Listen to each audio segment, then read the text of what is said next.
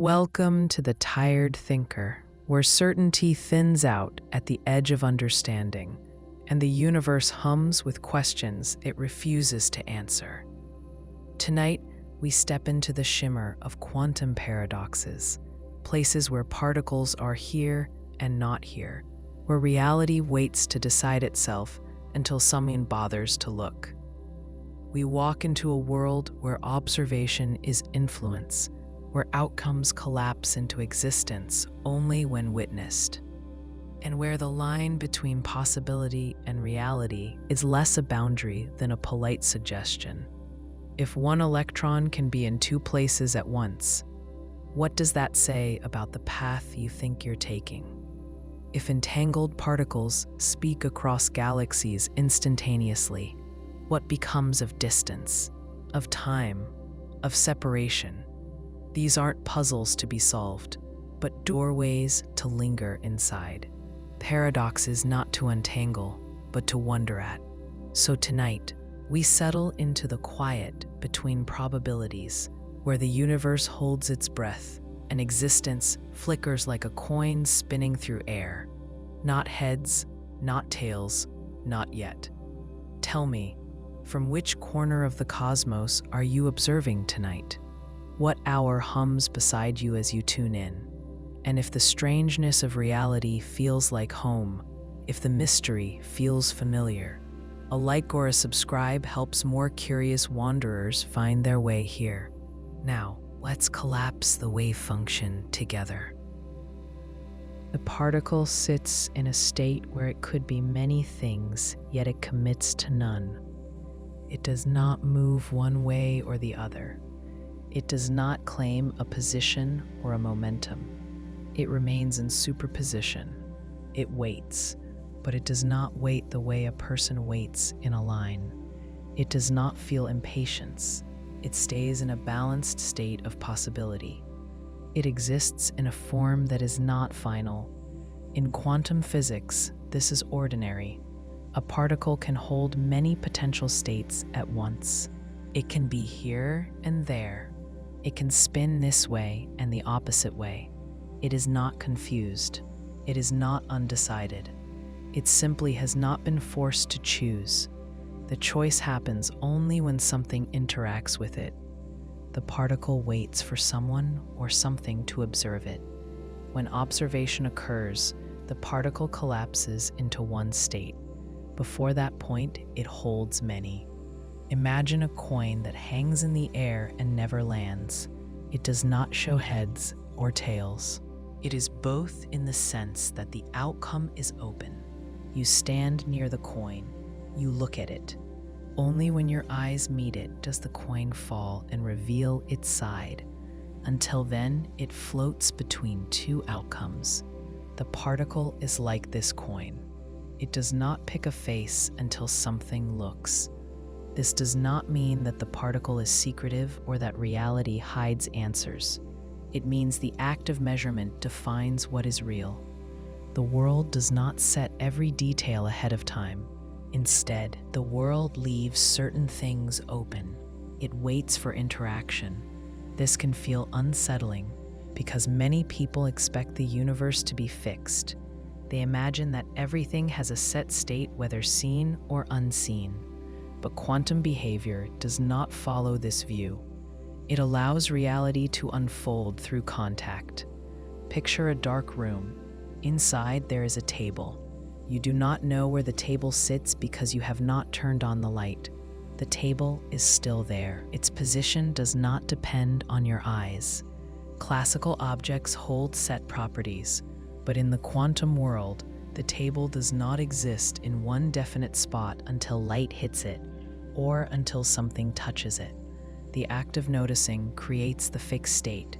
Before that, the table exists in many possible places at once, like a thin mist of options. Not imagination, not metaphor, actual physical states that remain in potential form. This idea challenges the intuition that reality is complete even when unwatched. But quantum particles do not follow daily logic. They exist at a scale where probability takes the lead. The particle that refuses to choose is not stubborn. It operates according to natural rules that differ from what we observe at human scale. Take the double-slit experiment. A beam of electrons travels toward two thin openings. If no one observes the electrons, they behave like waves. They pass through both slits at once. The result forms a pattern like ripples in water. But when a detector watches the electrons, the pattern changes. The electrons act like particles. They pass through one slit or the other. The act of observing shifts what they do. The presence of a measuring device forces a choice. The wave of possibility collapses. A single outcome appears. This experiment is not rare. It has been repeated many times. Each time, the same result emerges. When the system is unobserved, possibilities spread. When the system is observed, only one path stands. It is natural to ask what counts as an observation. A human eye is not required. Any interaction that leaves a record in the environment counts. A photon bouncing off a particle can force a choice. A measuring device that captures information can force a choice. The observer does not need awareness. It only needs to be part of the causal chain that locks the system into a definite state. Still, the language of waiting is hard to avoid. The particle sits in superposition until the world brushes against it. Then a single version of its reality becomes actual. Consider a person standing at a crossroads. They could walk north or south. They have time to think. As long as they stand there, both paths are possible. Their body is present, but their future is open. Nothing stops them from either direction. Only when they step does the path become real. Their life does not contain the journey taken until they commit. But unlike the particle, a person weighs reasons. They feel emotion, memory, and intent. They choose based on experience. The particle does none of this. It does not think about the choice. It simply transitions to a defined state when forced by measurement. This raises another question. If the particle does not choose on its own, does that mean reality depends on observation? Some say yes, some say no. The debate continues. Quantum mechanics provides predictive rules, but not a settled picture of what reality is when unobserved. One interpretation says the particle exists in many states and observation selects one. Another says all states exist in parallel and observation places you in one branch. Another says the wave function reflects knowledge rather than the particle itself. Another says the wave function is real and collapses physically. The theory can be calculated with precision. The meaning remains open. Yet even without agreement on interpretation, the behavior remains the same. Superposition holds. Collapse follows interaction. The particle does not resolve its possibilities before the world interacts with it. In daily life, we do not notice this. Our world is built from huge collections of particles. Their uncertainties average out. Objects settle into stable forms. A chair stays where it is, whether or not someone looks. But deep inside, the stable world rests on foundations of uncertainty. The particle that refuses to choose supports every solid thing, yet it does so while holding many possibilities at once. Think of a book sitting closed on a table. You do not know what page lies in the middle, but the page exists. It is already printed. If you open the book, the page will be the same whether you look now or later. The book has fixed content. The quantum world is not like that book. It is closer to a story that writes itself when read. The particle does not hold a predetermined value. The measurement defines it. This may seem as if reality draws itself in the act of being seen, but the system is consistent. It follows strict mathematical rules. It is not vague or whimsical. The uncertainty is exact. The wave function describes all possible outcomes with precise numbers. Nothing is left to chance without structure. The particle does not roll randomly. The probability distribution guides the collapse. Even uncertainty holds order. The particle that refused to choose is not mysterious for the sake of mystery. It reflects how reality behaves at its most fundamental level. A world made not from fixed pieces, but from unfolding possibilities. A world that does not finalize itself until interactions occur. A world where existence and observation are linked in the smallest details of matter. Two particles form a link that holds across space. They do not touch. They do not speak. Yet they share one state. When one changes, the other changes. The effect ignores distance. It does not fade as the particles move apart. This is called entanglement. The idea seems simple at first. Two objects form a pair and then act in sync, but the scale and behavior make it strange. These are not objects like coins or stones. They are quantum particles. They exist in states that do not settle until measured. And when they become entangled, their states are tied together in one system, not two separate pieces, but a shared whole. Imagine two coins pressed together, then pulled apart. In the normal world, once separated, each coin flips on its own. The outcome of one coin has nothing to do with the other. But in the quantum world, the coins do not act alone. They remain linked. If you flip one coin and it lands on heads, the other coin, even if miles away, must land on tails. Or if one is observed spinning clockwise, the other spins counterclockwise. The exact property depends on how the pair was prepared. What matters is the connection. The two outcomes are always correlated.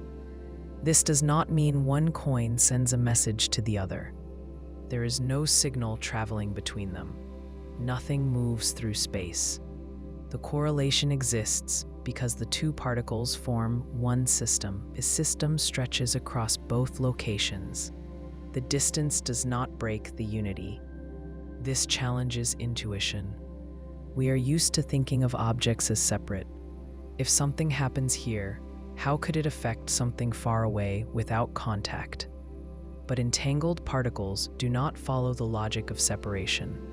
They carry shared information that remains whole, even when the particles separate. To see how this works, imagine preparing two electrons so that their spins are linked. Before measurement, neither electron has a set spin direction. They are both in superposition, but their states are coordinated. If one is measured and collapses into spin up, the other collapses into spin down. The measurement of one forces the state of the other. Now suppose we place one electron on Earth and send the other to the Moon. They remain entangled. If we measure one on Earth, the result on the Moon is set at the same moment. The distance does not matter. It could be a room apart or galaxies apart. The link holds. Some people ask if this means faster than light communication. The answer is no. The measurement outcomes are random. You cannot choose what result you get on Earth, so you cannot send a message through the entanglement. The link reveals itself only when measurements are compared after the fact. The correlation appears, but no control passes between the particles. The strange part is not communication. The strange part is the unity of the system. The particles do not carry separate fates. They share one. This shared state changes how we think about individuality at the quantum level. Two entangled particles do not have separate identities in the way two apples or two chairs do. Their properties do not belong to them alone. The properties belong to the pair. A useful comparison is a pair of gloves. You place a left glove in one box and a right glove in another. You mail one box to another city. You do not know which box holds which glove until you open one. When you open a box and see the left glove, you know the other box contains the right glove. You did not cause the glove in the other box to become right-handed at that moment. The gloves were distinct from the start. The uncertainty was only in your knowledge. Entanglement is not like these gloves. The particles are not pre-assigned states. They do not hide a set identity. They hold a shared state that does not resolve until measurement. Before observation, the two particles are not one up and one down. They are both in a mix of states, yet always linked in the structure of that mix. When one is measured, the superposition collapses for the pair, not just for one. This is why calling entanglement hidden information fails. It is not information that exists but is unknown. It is information that does not exist in a defined form until measurement. Consider two people holding a single sheet of paper. The sheet contains two sentences, joined by meaning. If they tear the paper in half and walk away, the meaning is still one. The halves together make the message. The meaning depends on both pieces. You cannot understand it fully by reading just one half, but each part still carries part of the whole. In entanglement, the whole state belongs to the pair. The local piece carries only part. There is also no known way to break this link without interaction. If either particle interacts with something else, the entanglement may change or break. This is called decoherence. The world around the particles pushes them into definite states. Once that happens, the shared state disappears. To maintain entanglement, the particles must stay isolated. This is difficult. The environment is full of interactions. Even stray light can collapse a quantum state. Researchers use special conditions to protect entangled particles. They cool systems to low temperatures. They shield them from noise. They slow interactions. They do this not because quantum behavior is fragile, but because the world is crowded. Entanglement is natural. It appears everywhere, but it fades when systems become large and complex because many interactions cause collapse. That is why we do not see entanglement in everyday objects. Yet entanglement is not rare. It is part of ordinary physics. It shows up in chemical bonds. It holds electrons in atoms. It influences how materials conduct electricity. It shapes how atoms combine to form matter. The world relies on entanglement, even if we do not see it directly. The phrase shared fate might sound poetic, but in entanglement it has a precise meaning. The fate of one particle is tied to the fate of the other. They are not two separate events. They are one event unfolding in two places. When the first particle is measured, the second is not updated from afar. The entire state collapses as a single act. The separation we see in space does not apply in the same way at the quantum level. The system is one thing. This challenges the sense that distance creates independence. It shows that connection can exist without contact. It shows that the boundaries we draw around objects are practical, not fundamental. And it shows that at the smallest level, reality holds relationships that do not break when we separate the parts. A cat sits inside a closed box. You cannot see inside. You do not know if the cat is alive or dead. The setup includes a device triggered by the decay of a single radioactive atom. If the atom decays, a vial breaks and poison is released. If the atom does not decay, nothing happens. The cat lives. The decay of an atom is random. It is not predictable. The decay follows quantum rules. The atom can be in a superposition where it has both decayed and not decayed. Because the mechanism links the atom to the cat's fate, the cat becomes tied to both outcomes. This leads to the strange idea that the cat is both alive and dead at the same time, but only as long as the box stays closed. This is Schrödinger's thought experiment. It was never meant to describe an actual cat suspended between life and death. It was meant to show how strange quantum rules appear when applied to objects we know. The cat does not think in superposition. The cat does not feel two experiences. Yet the experiment shows what happens when quantum uncertainty touches the everyday world. It challenges the divide between what feels real and what remains possible. Quantum superposition means that a particle does not settle into one state until measured. Before measurement, the particle holds multiple possible states.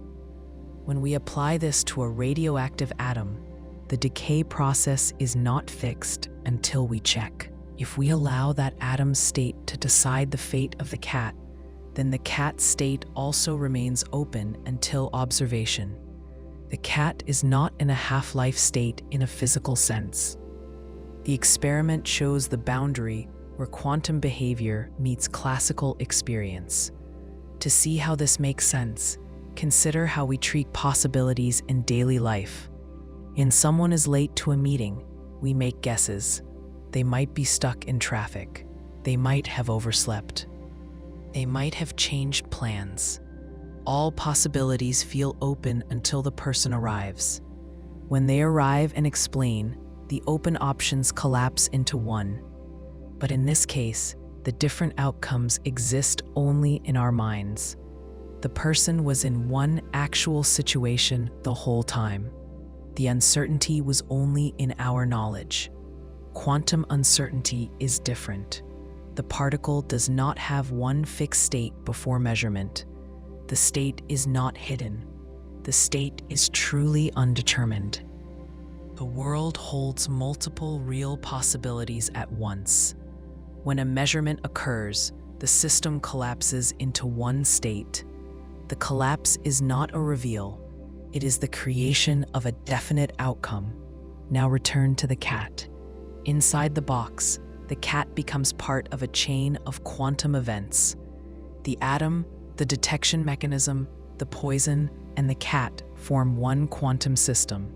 If we do not look, the system stays in a combined superposition. A live cat and dead cat states are both present in the wave function. They are not blended. They exist as separate branches of possibility. The system sits on the edge of probability without selecting either branch. Some people feel this means the cat experiences both outcomes, but the thought experiment does not claim that. Conscious experience does not split. The experiment points to how strange it feels to allow quantum rules to scale up to living things. We are used to quantum behavior being small and distant, limited to particles and atoms. The cat brings the question into familiar life. It forces us to ask what counts as a measurement.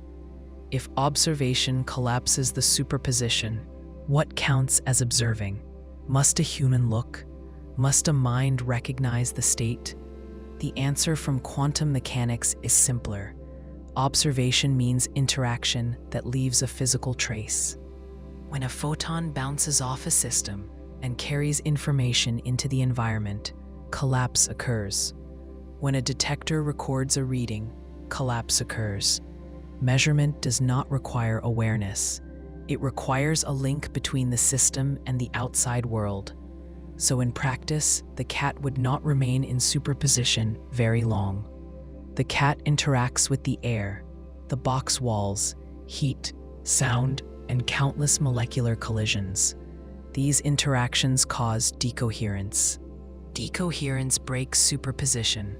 It forces the system into definite states long before a human opens the box. The thought experiment does not ignore this. It highlights the problem. The transition from quantum behavior to classical reality does not have a clear dividing line. This is where interpretation enters. One interpretation says the wave function collapses when observed. Another says there is no collapse. Instead, all possible outcomes continue to exist. The universe branches. In one branch, the cat lives. In another, the cat dies. The observer becomes part of one branch. This is called the many worlds interpretation. It avoids the collapse that forces us to accept a reality that splits into parallel outcomes.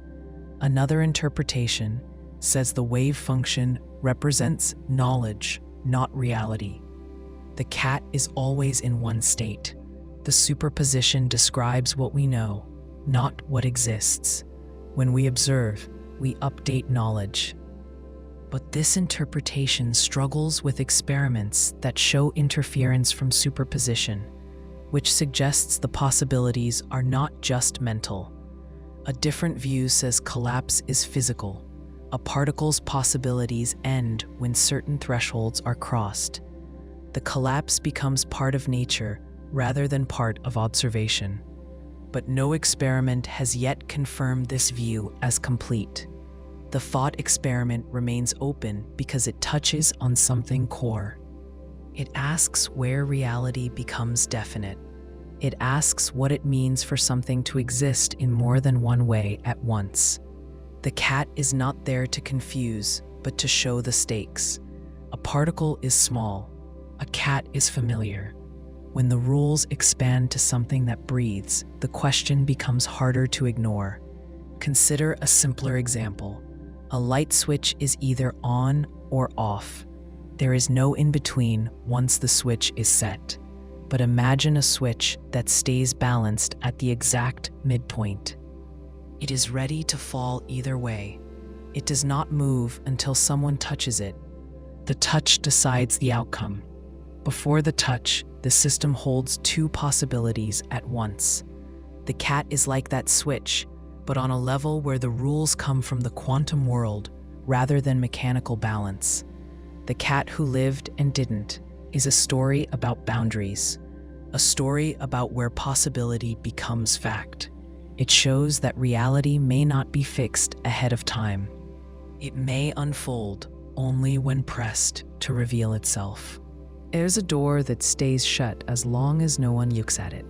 The moment someone watches, the door swings open. If the person turns away, the door closes again. The door responds not to touch or force, but to attention. This door is not made of wood or metal.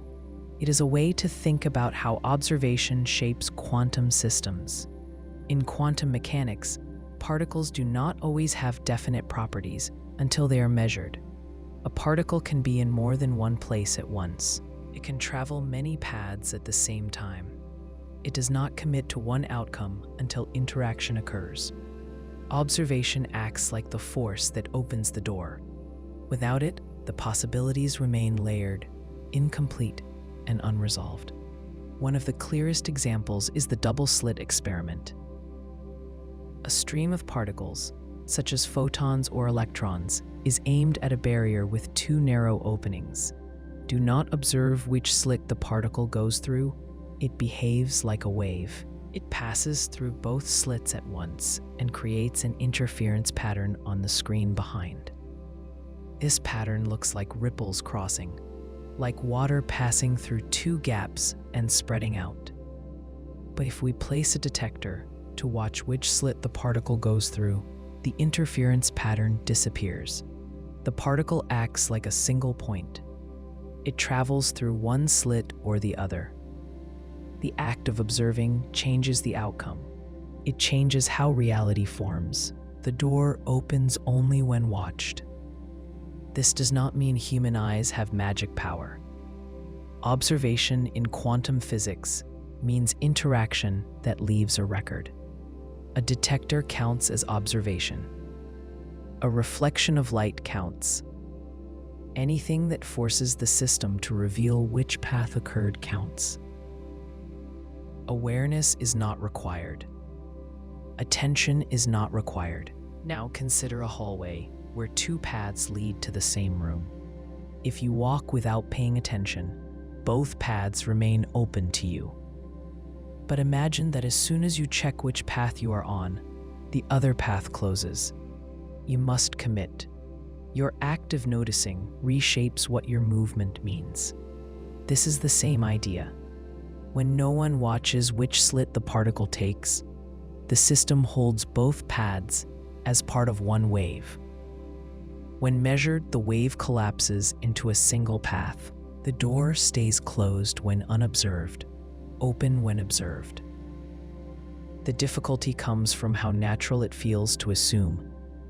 Reality holds every detail, whether we look or not.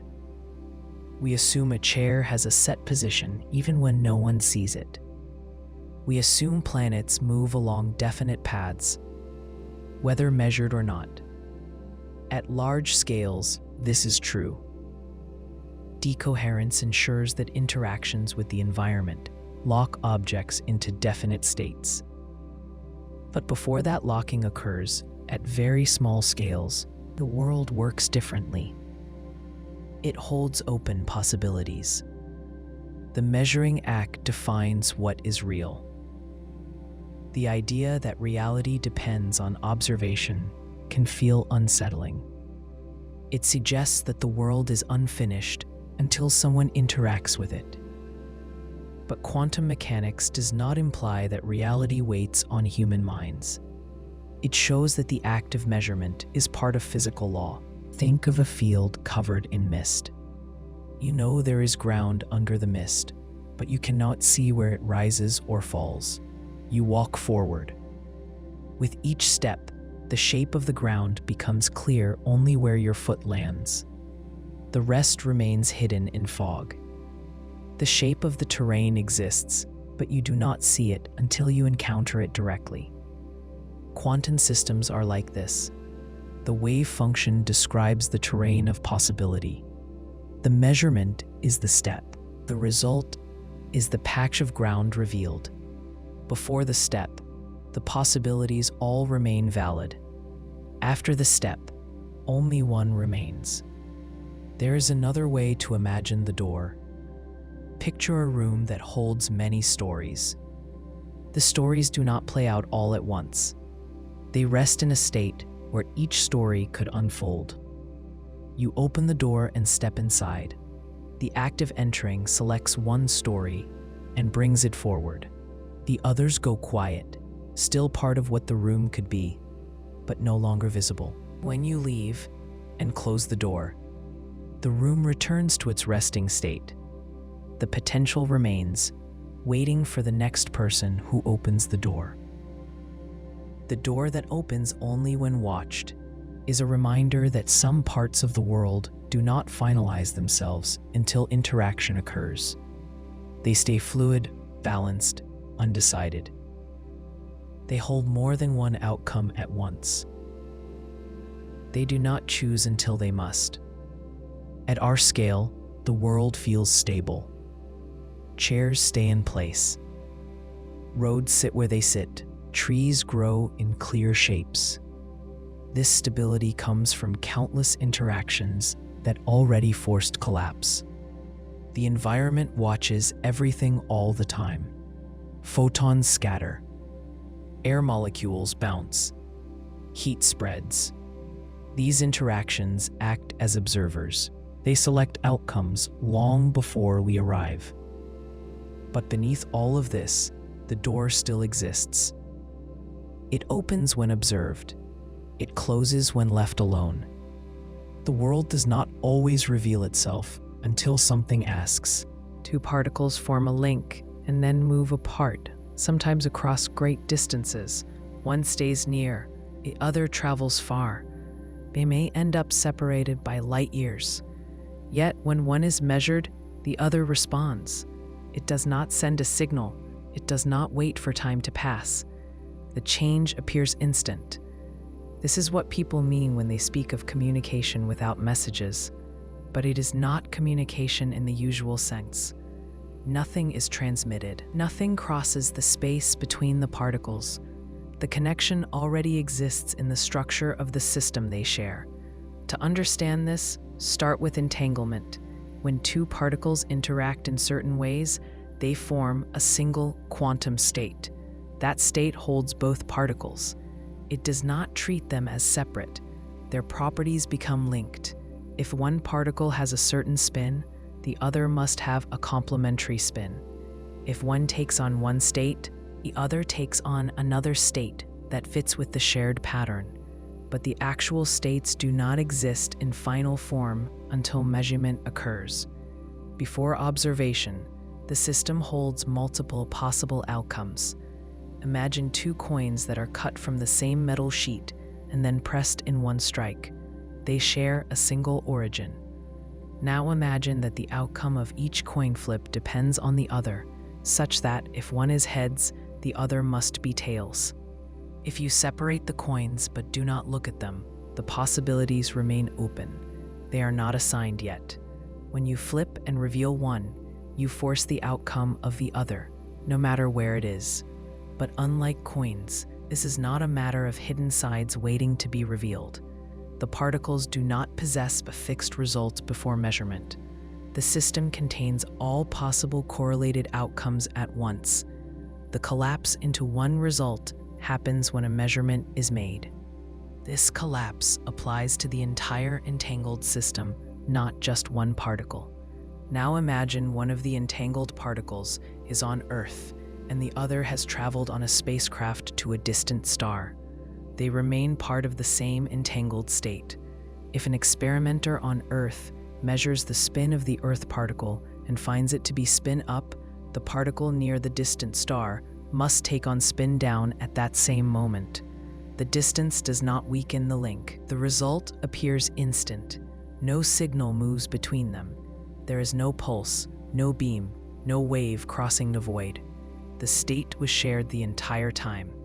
This is where the phrase, instant communication without messages, comes from. But communication is not the right word. If we try to use this effect to send information, it fails. The reason is simple. The result of the measurement is random. We cannot choose whether the spin is up or down. Because we cannot choose the outcome, we cannot encode a message. The distant experimenter sees their particles spin, but they cannot know whether the result was due to a measurement far away or whether it was simply the outcome of randomness. Only when both experimenters compare results after the fact, by regular communication, limited by the speed of light, does the pattern reveal itself. The key idea is that the particles do not exchange data. They do not signal each other. They are parts of one extended system. The unity sits beneath the surface. Space separates the particles, but space does not separate the state. One way to picture this is to imagine a sheet of fabric stretched across two rooms.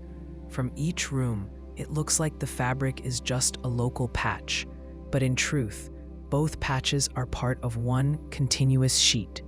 Pull on one end, and the shape changes everywhere. You do not send a signal through the sheet. You act on one part of the whole, and the effect shows up everywhere because the whole is one structure. Quantum entanglement works like this at a level deeper than location. The particles share a wave function. The wave function does not live in ordinary space. It describes relationships. When measurement collapses the wave function, the whole structure collapses at once. Some ask how this can happen faster than light, but the collapse does not carry information. Because no information travels, no physical law breaks. The speed limit of light applies to signals, not to correlations already present. This challenges the idea that distance ensures independence. Classical physics says that if two things are far apart, what happens to one should not affect the other unless something travels between them.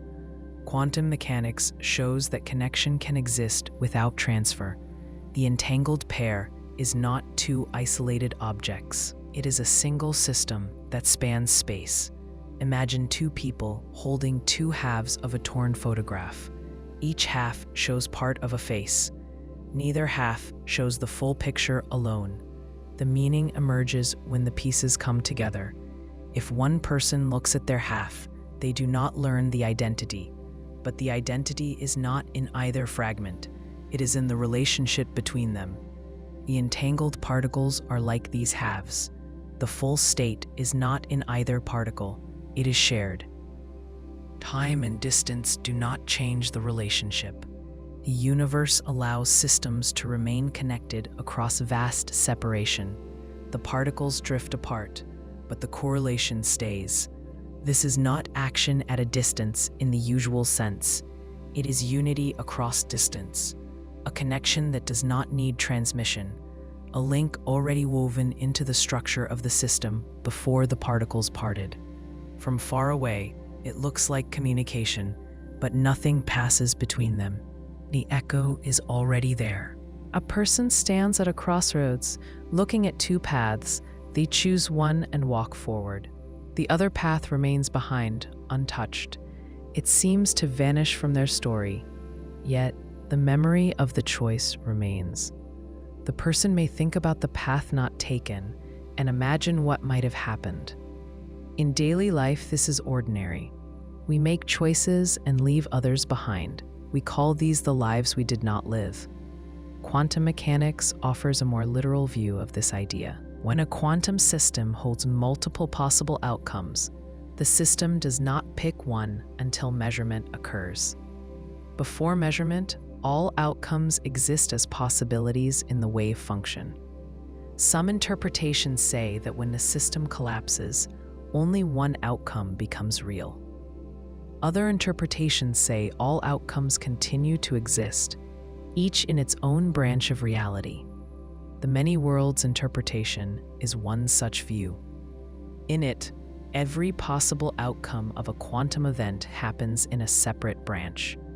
The world does not choose one path, it takes all paths. If we apply this to daily life, each choice could lead to a different version of the world. The life in which the person turned left exists alongside the life in which they turned right. These lives do not interact. Each version of the person continues forward, unaware of the others. The footprints in the unchosen world remain, but we do not see them. To bring this into clearer focus, imagine someone deciding whether to move to a new city. They stand in their current apartment, holding a job offer in one hand and a packed suitcase in the other. They can accept or decline. In one outcome, they stay. Their life continues in familiar surroundings. In another outcome, they leave. They begin again somewhere new. A many worlds interpretation suggests that both outcomes happen.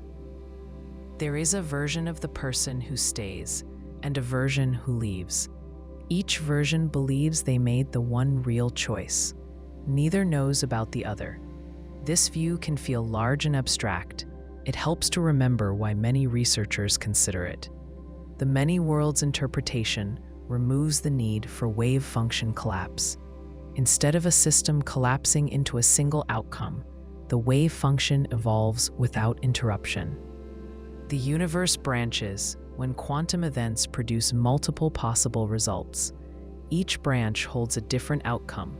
This interpretation fits smoothly with the mathematics of quantum mechanics, but it introduces a picture of reality where countless versions of events unfold side by side.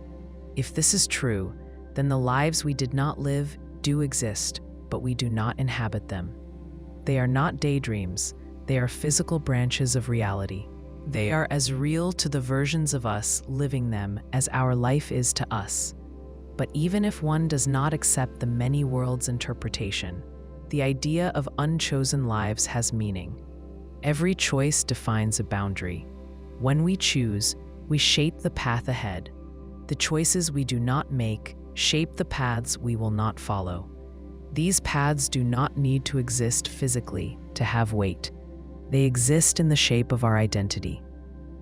Consider a person who once wanted to learn music but chose a different career. The desire stays in memory. The question of what might have been remains. It does not disappear. It lingers like a shadow. It influences how the person thinks about themselves. It becomes part of the story they tell when they look back. This is similar to how quantum possibilities behave before measurement. Many paths are open, but only one path becomes actual. The others do not vanish. They exist as structure in the wave function. They contribute to how the system behaves. They guide probabilities. The footprints of unchosen outcomes still shape the world we experience, even if we do not walk those paths. Another example helps. Imagine someone in a library holding two books. They can choose only one to read now. The unread book remains on the shelf. That unread story still exists. It contains characters, events, and worlds. It does not disappear just because they did not open it. The story remains complete, waiting for someone else or for a future moment. The choice of one book shapes what the person learns and how they change. The choice not to read the other shapes what they do not learn. Our unchosen lives can be understood this way. They remain in the broader space of possibility. They show what we could have done, even if we do not do it. Sometimes we feel the weight of these unchosen paths most when we reflect on past decisions.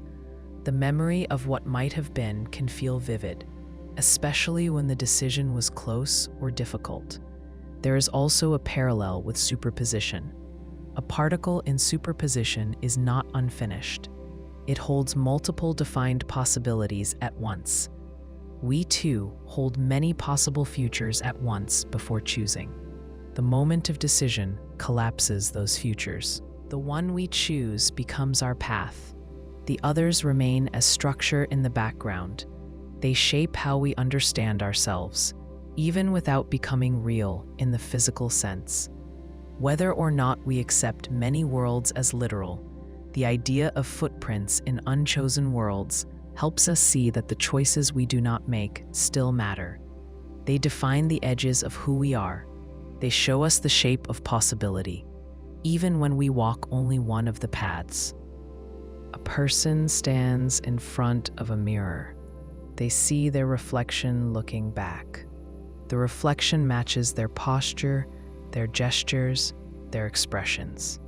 It appears simple. Light bounces, the image forms, and we see ourselves. Yet the mirror is also a record. It contains more than the face in front of it. It holds memory in the form of patterns, impressions, and traces that come from the world outside the moment of looking. Not in the sense that the mirror stores pictures of the past, but in the sense that the act of observation always rests on the state of the system built by previous interactions. In quantum mechanics, information is never lost. When light reflects from a surface, it carries information with it. When a particle interacts with another, each retains a trace of that interaction. Quantum entanglement shows this most clearly. Two particles meet and influence each other, and then they separate. Even when far apart, each still carries information about the other. Their states reflect a shared history. The reflection contains memory. Consider how a mirror works. Light leaves your face, hits the glass, and returns to your eyes. But before the light reached the mirror, it bounced off many atoms, each interaction shaping the path. The reflection is present because of everything that came before. The mirror does not remember your past actions in the usual sense, but the reflection holds the result of past processes. The image is the surface summary of a long chain of events. Now imagine the mirror as a quantum system. In this world, observation is not passive. When you observe something, you change it. The measurement leaves a mark. It collapses the wave function, fixing a state that before existed in possibility. The observer sees the outcome. But the act of looking alters what is seen. The reflection and the observed object do not remain separate. They become part of the same system. This means the mirror does not just show what is already there. It helps define what is there. The reflection becomes part of the identity of the original.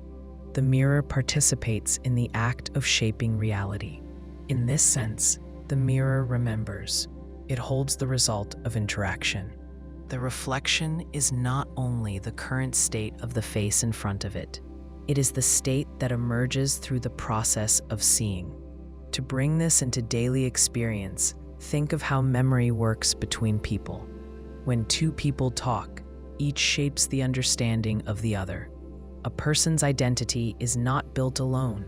It is formed through reflection in other minds. Someone may say, "You've changed," and that observation influences how the person sees themselves. The reflection shapes the original. A mirror in this case is another human mind, but the effect is the same. Reflection carries memory of interaction. Now move back to the quantum scale. In quantum eraser experiments, a particle travels through an apparatus that allows interference to occur. The interference pattern depends on which path information is available. If that information is recorded, even if no one reads the record, the interference disappears. If the information is erased, the interference returns. The presence or absence of stored information changes the outcome. The system remembers whether the path could be known. The memory determines reality. This shows that what we think of as the present is shaped by what the system can store about the past. The mirror remembers because every interaction leaves structure behind. Imagine a lake at dawn. If the water is still, your reflection is clear. If someone throws a stone into the lake, ripples spread. The reflection breaks. The water does not forget the disturbance. It holds the imprint in its surface motion. The state of the water remembers what has touched it. The reflection you see is shaped by that memory. The quantum world works the same way. A system's current state holds the record of every interaction that shaped it. It cannot forget. The memory is not stored like a diary. It is stored in the configuration of the system. The arrangement of particles is the history. If we return to the idea of the mirror does not store your earlier expressions, but the act of looking is a moment where the mirror and the viewer form a relationship. The reflection tells you something about yourself that you cannot see directly. You cannot see your own face without a reflective surface. The mirror becomes the only way to know how you appear. The reflection knows something you do not, at least until you look. This can be understood in a different way. Identity does not exist as a closed object. It exists through feedback. The mirror is a boundary where identity is confirmed. The reflection gives shape to the self.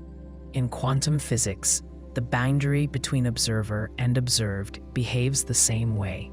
When a measurement takes place, the outcome is not merely revealed, it is established. The state that results is the product of interaction. The measured system and the measuring device become correlated. The mirror and the object are now linked. They share information. The reflection becomes part of reality itself. If we broaden this to how we live, our choices, our habits, our relationships, and our memories shape who we are. Every experience leaves a trace. The person who looks into the mirror today is not the same as the person who looked yesterday. The mirror reflects the present, but the present carries the past. The reflection knows the result of everything that has come before. The original learns from the reflection. The mirror remembers. Imagine flipping a coin and watching it rise into the air. You expect it to fall. You expect it to land on either heads or tails. The act feels clear. There will be an outcome. But in the quantum world, the coin can remain suspended. It does not land. It does not choose. It stays in a state where both outcomes are present, neither one selected. This is superposition. It is not hesitation or indecision. It is a built-in part of how reality operates at small scales. A quantum system does not settle into one state until something interacts with it in a way that leaves a record. The coin falls only when measured. Until then, the system remains open. The possibilities exist side by side, not as guesses or hidden information, but as real physical states encoded in the wave function. To understand this, consider a single particle that can spin either up or down. If it is in a superposition, it is not spinning half up and half down. It holds both possibilities at once. Only when measured does it take one definite value. Before that moment, the outcomes exist together. The particle behaves in patterns that show both possibilities contribute. This is why interference patterns appear in experiments. The particle takes every path allowed to it until a measurement forces one path to become real. Now return to the image of the coin. The coin that never lands is not frozen. It moves. It evolves. The wave function spreads and changes, but it remains unresolved. The result is not determined ahead of time. The future is a range of outcomes, each with a probability. This can feel abstract, but we can think of simpler situations that mirror this kind of uncertainty. When someone waits for an important message, part of them prepares for one answer, part prepares for another. Before the message arrives, many futures feel possible. Each future has weight. The person may imagine what they will do in each case. They may feel both relief and worry at the same time. Once the message comes, the feeling collapses into one outcome. Only then does the next step become clear. But unlike the quantum case, in daily life, the waiting is mental, not physical. The world is already in one state. We just do not yet know it. In quantum mechanics, the world itself is undecided until interaction occurs. The possibilities exist in a physical way, not only in thought. Some people ask why the universe would work like this. Why not have everything decided at all times? One answer comes from how energy and waves behave. The wave function does not pick a single outcome until forced. Superposition is not an optional feature. It is the natural state of quantum systems when they are isolated and free. As systems grow larger and interact with their environment, superposition collapses quickly. This process is called decoherence. It explains why we do not see tables or trees in superposition. The environment constantly interacts with large objects, forcing outcomes to settle. The coin lands because countless interactions push it into one final state. The quantum coin remains uncollapsed because it is shielded from outside contact. Consider a room full of people talking. If one person whispers, their voice gets lost in the noise. But if the room is silent, the whisper becomes clear. Decoherence is like noise. It washes away fragile quantum states. To see superposition at work, scientists must isolate systems from this noise. They cool atoms to very low temperatures. They place particles in vacuum chambers. They block stray light. They remove anything that might force the coin to land. This isolation lets us observe superposition. And when we do, we find that the coin remains suspended, not by delay or waiting, but by the rules of quantum evolution. There is another. Imagine flipping a coin and watching it rise into the air. You expect it to fall. You expect it to land on either heads or tails. The act feels clear. There will be an outcome. But in the quantum world, the coin can remain suspended. It does not land. It does not choose. It stays in a state where both outcomes are present, neither one selected. This is superposition. It is not hesitation or indecision. It is a built-in part of how reality operates at small scales. A quantum system does not settle into one state until something interacts with it in a way that leaves a record. The coin falls only when measured. Until then, the system remains open.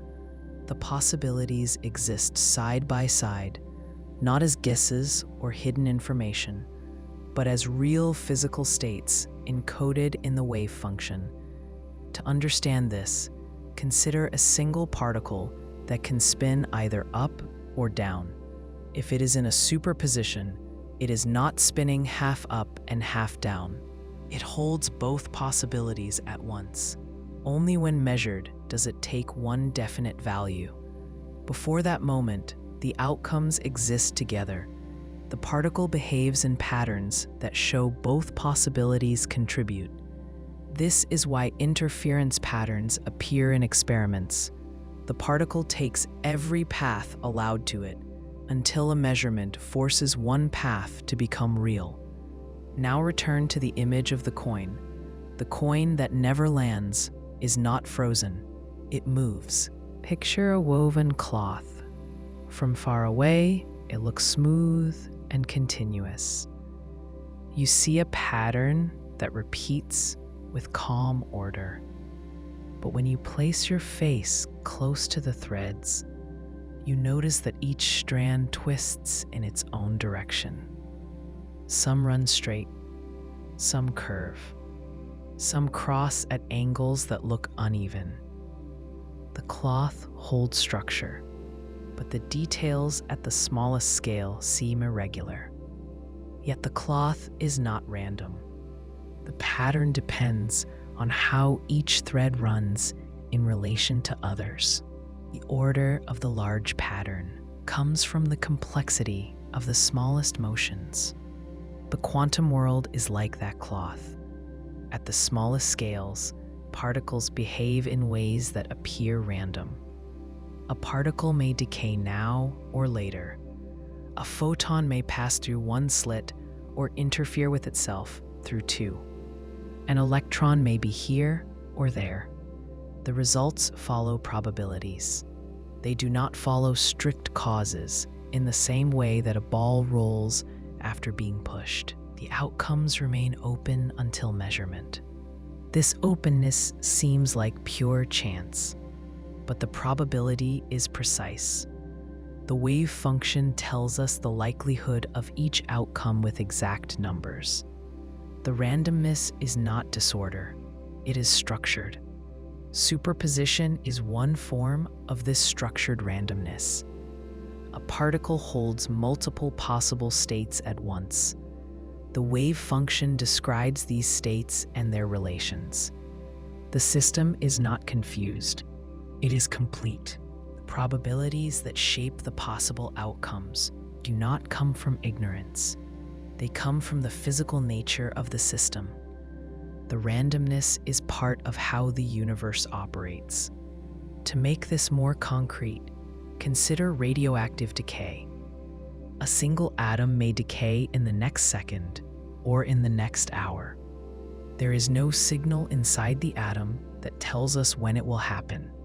Yet if we take many atoms, we can predict the rate of decay with precision. The half-life gives a clear expectation for large numbers. For one atom, we cannot say when it will change. For many atoms, we know exactly how the group behaves. The randomness of the single event builds stable patterns in the collective. The thread looks irregular, but the cloth holds a fixed design. Or think about interference patterns in the double-slit experiment. When a particle passes through two slits without being observed, it produces a wave-like pattern on the screen behind. Each individual impact seems scattered, landing in different spots. But after many impacts, the pattern forms. The randomness of individual events creates a clear structure. The pattern is not the result of knowing which slit the particle went through. It comes from the superposition of all possible paths the particle could have taken. The randomness is not noise. It is a necessary part of the pattern.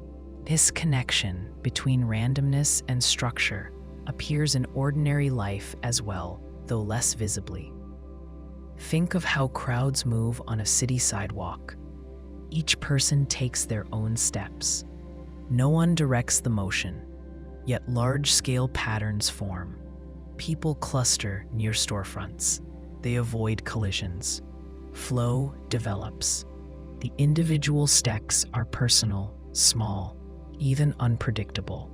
But the group behavior has order. In the quantum world, the order comes from the wave function.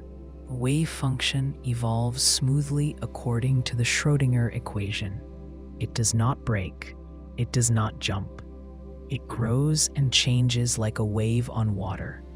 The randomness enters only when we measure the system. At that moment, the wave function collapses to one definite outcome. Before collapse, the wave function contains all allowed outcomes, weighted by their probabilities. The collapse converts possibilities into one reality. The randomness shows up in which outcome becomes actual, not in how the system evolves before the measurement. Some interpretations say collapse is a real event. Others say there is no collapse. Instead, the wave function continues, and the observer becomes part of a branch where one outcome appears. Either way, the randomness is built into the moment of selection, but the structure exists in the way the probabilities are arranged. Pattern in the cloth depends on the way the threads run together. Another way to picture this is to think of a dice roll. To a person watching, the outcome appears random, but the shape of the dice, the force of the throw, the air around it, and the surface it lands on all shape the outcome. If all variables were known, one could predict the final value. In classical mechanics, randomness often comes from not knowing enough. But in quantum mechanics, even perfect knowledge of the wave function does not allow prediction of the precise outcome. The randomness does not come from ignorance. It comes from the physical structure of possibility. Yet the wave function itself is orderly. It evolves with precision. This is the deep weave. The probabilities are not guessed. They are calculated. The outcomes are unpredictable in detail, but the pattern of probabilities holds firm.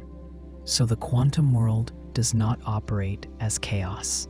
It operates as a field of structured potential. Randomness is not the absence of law. It is part of the law. The fabric of reality gains its form from the way possibilities interact. The weave is tight. The pattern holds. The thread runs in many directions, and from those directions, order emerges. Imagine waking up in a room where every object looks solid and certain. The table stands where it always has. The cup sits on the table. The window lets in light. Everything feels fixed.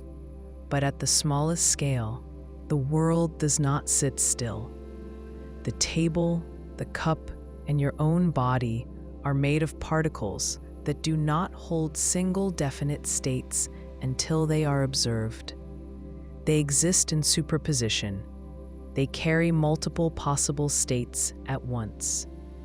Reality is not built from solid facts. It is built from maybes, held together by probability. This does not mean the world is imaginary or hazy. It means the certainty we see comes from countless small uncertainties blended together. The shimmer of possibility is hidden beneath scale. The larger the object, the more interactions it has with the environment. These interactions force the collapse of superposition, leaving stable outcomes. But underneath, at the foundation, the universe holds a field of possibilities that remains open. To see how this works, imagine a single electron. The electron does not move like a tiny ball. It spreads out like a wave. This wave describes where the electron could be, not where it is. The electron is not in one fixed place until a measurement forces a location to appear. The wave function shows the distribution of possibilities. When you measure, you get one result. Before that, many outcomes exist. They are not guesses. They are part of the system itself. The electron is a set of maybes. Now imagine two electrons entangled. Their states link in a way that makes their combined possibilities one system. The system does not choose one value for each electron until measurement occurs. Their possible states exist together, held in a shared form. When measurement forces one electron to take on a definite state, the other adopts a matching state instantly, no matter how far apart they are. The universe maintains the link because the wave function covers both particles. The possibilities are not stored separately. They belong to the larger field of relationships. This field of possibilities is not chaos. The probabilities are calculated. The Schrödinger equation gives us the exact evolution of the wave function. The wave function does not jump or skip. It flows like a river. The randomness appears only in the moment of measurement, when one outcome becomes actual. Before that, the system evolves with perfect clarity. Think of rolling a pair of dice. Before you roll, you know the possible sums. You do not know which number will appear, but you know the spread of probabilities. In classical dice, the uncertainty comes from not knowing the force of the roll. In quantum systems, the uncertainty is deeper. The system is a spread of outcomes. The maybes are built into its structure. The universe is made of weighted possibilities that become real through interaction. This can feel strange because our daily experience teaches us that things simply are. The desk is solid. The road stays where it is. The moon remains in the sky whether or not anyone looks. At large scales, this holds. Decoherence ensures it. Decoherence is when a quantum system interacts with its environment, causing its wave function to collapse into a definite state. This happens constantly to large objects. Photons bounce, air molecules collide, heat radiates. Every interaction nudges the system toward one clear form. This is why we do not see chairs in superposition, but inside the chair, the electrons still follow quantum rules. The maybes are not gone. They are simply hidden inside a web of interactions. The certainty we see is the outcome of many collapses, stacked and layered. The universe is stable because the shimmer of possibility operates underneath the surface, not on top of it. To make this clearer, imagine water in a glass. The surface looks smooth. It holds a clear shape. But on the microscopic scale, molecules crash and rebound. They move fast and collide in patterns that shift and reform. The calm surface comes from the average of countless moving parts. The world we see is like that calm surface. The quantum maybes are the moving molecules. Another example comes from decision-making. You face a choice.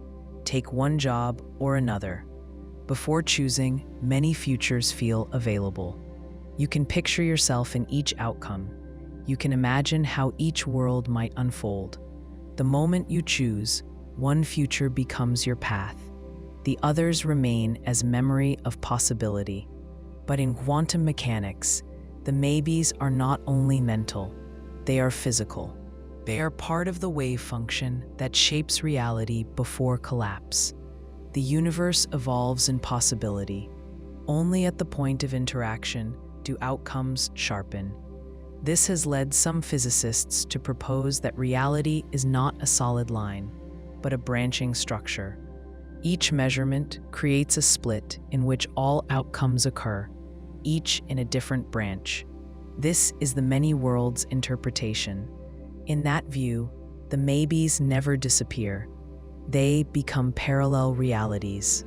We move through one branch and call it real, but the others continue. Each branch holds a version of events. The universe is not a single story. It is a vast field of intertwined possibilities, each one unfolding. Other interpretations say the wave function is a tool, not a physical field. In those views, the maybes represent our knowledge. The collapse is not a change in reality, but a change in understanding. Still, the experiments behave the same. The probabilities remain. The interference patterns remain. The superpositions remain. Whichever interpretation one accepts, the maybes are real enough to shape outcomes. The wave function is central to prediction. The field of possibility is the basis of physics at the smallest scale.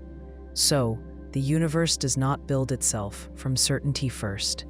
It builds from possibility first, and certainty emerges later, when interactions force outcomes. The world is not solid all the way down.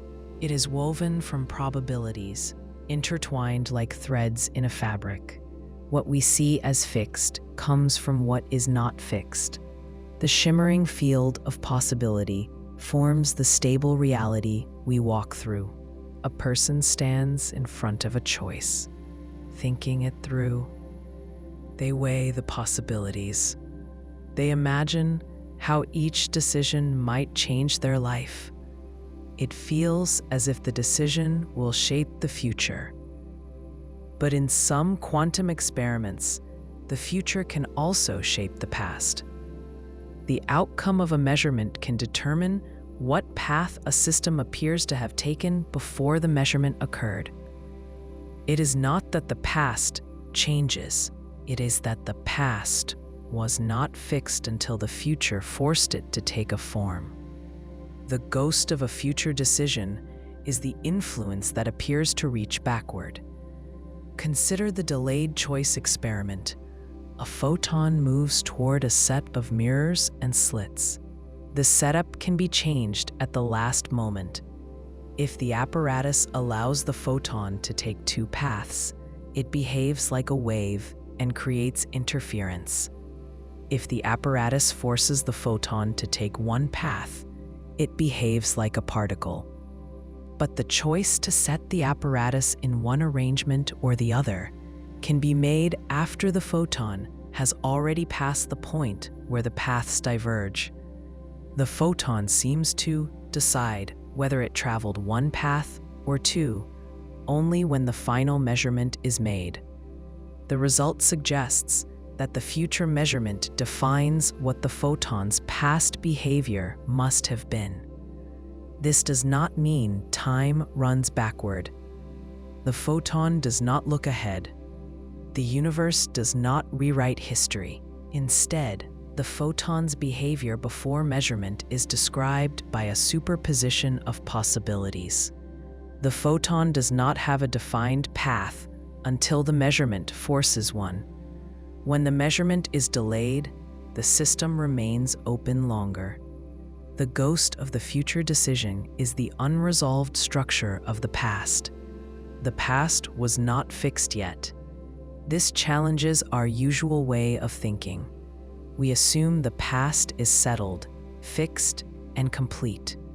We assume the future is open, but quantum mechanics suggests that some parts of the past are not finalized until a measurement occurs.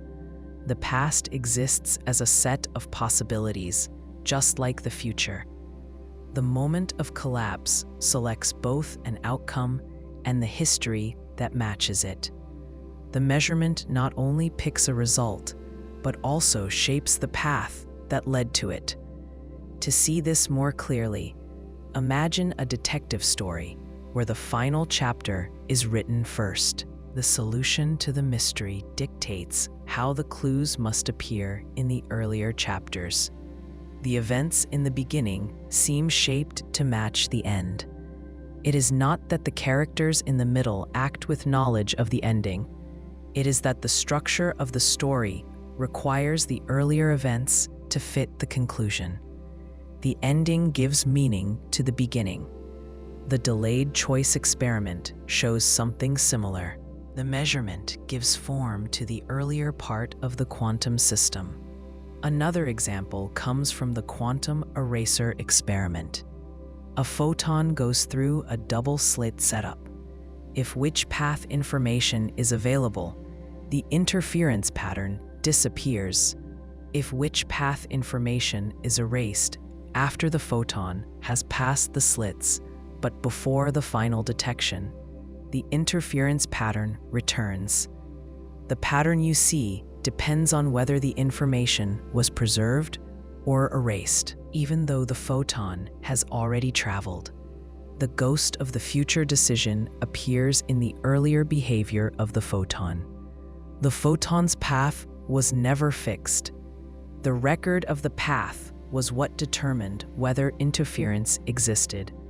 When the record is erased, the photon shows wave behavior. When the record is kept, the photon shows particle behavior. The future availability of information shapes the past pattern. This is not magic. It does not allow communication from future to past. You cannot use this effect to send a signal backward in time. The randomness in quantum measurement prevents that. But the structure of the wave function allows the past to remain open, and the act of measurement closes it. The ghost is the space of possibility that remains until collapse. Think of a person remembering their own life. They tell a story about their past. The story changes depending on how they think about themselves now.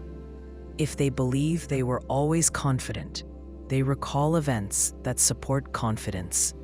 If they believe they were always uncertain, they recall events that support uncertainty.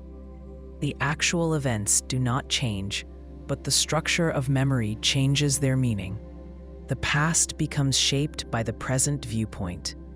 In the quantum case, the past is not a story being retold. It is the state of the system before collapse. The measurement determines which version of the past becomes real. The ghost of the future decision appears most strongly when thinking about superposition. A quantum system evolves as a wave function that holds many possibilities. The future measurement selects one branch of this wave function. That branch carries with it the necessary history. The other branches do not become real. They remain possibilities that never actualize. The wave function contains all the paths. The measurement selects one path and the timeline that matches it. This does not require intention or awareness. The measurement could be made by a detector that no person ever sees. The detector itself is enough to collapse the state. The key is not consciousness. The key is whether information about the system exists in a form that cannot be undone. If the information persists, the collapse has happened. If the information is erased, the collapse reverses. The system returns to a superposition. This reversibility reveals that the past had not been locked in place yet. There is a parallel in everyday life, though it is softer and not physical. Imagine you have two invitations on the same evening. You have not decided which to attend. Until you choose, both futures feel open. You may find yourself preparing for both possibilities in your mind. Only when the decision is made does one path become your life.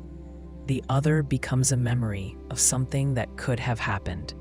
But until the choice, the future influences the present. The knowledge that you will eventually choose shapes what you think and feel now. In quantum mechanics, the future measurement shapes the present state not through thought, but through the mathematical structure of the system. The wave function evolves through time without collapse. It carries possibilities forward. The collapse selects a single outcome and defines the path that must have led there. The ghost of the future decision is not a message from tomorrow. It is the unfinished state of the world waiting for completion. Imagine sending a single photon toward a detector.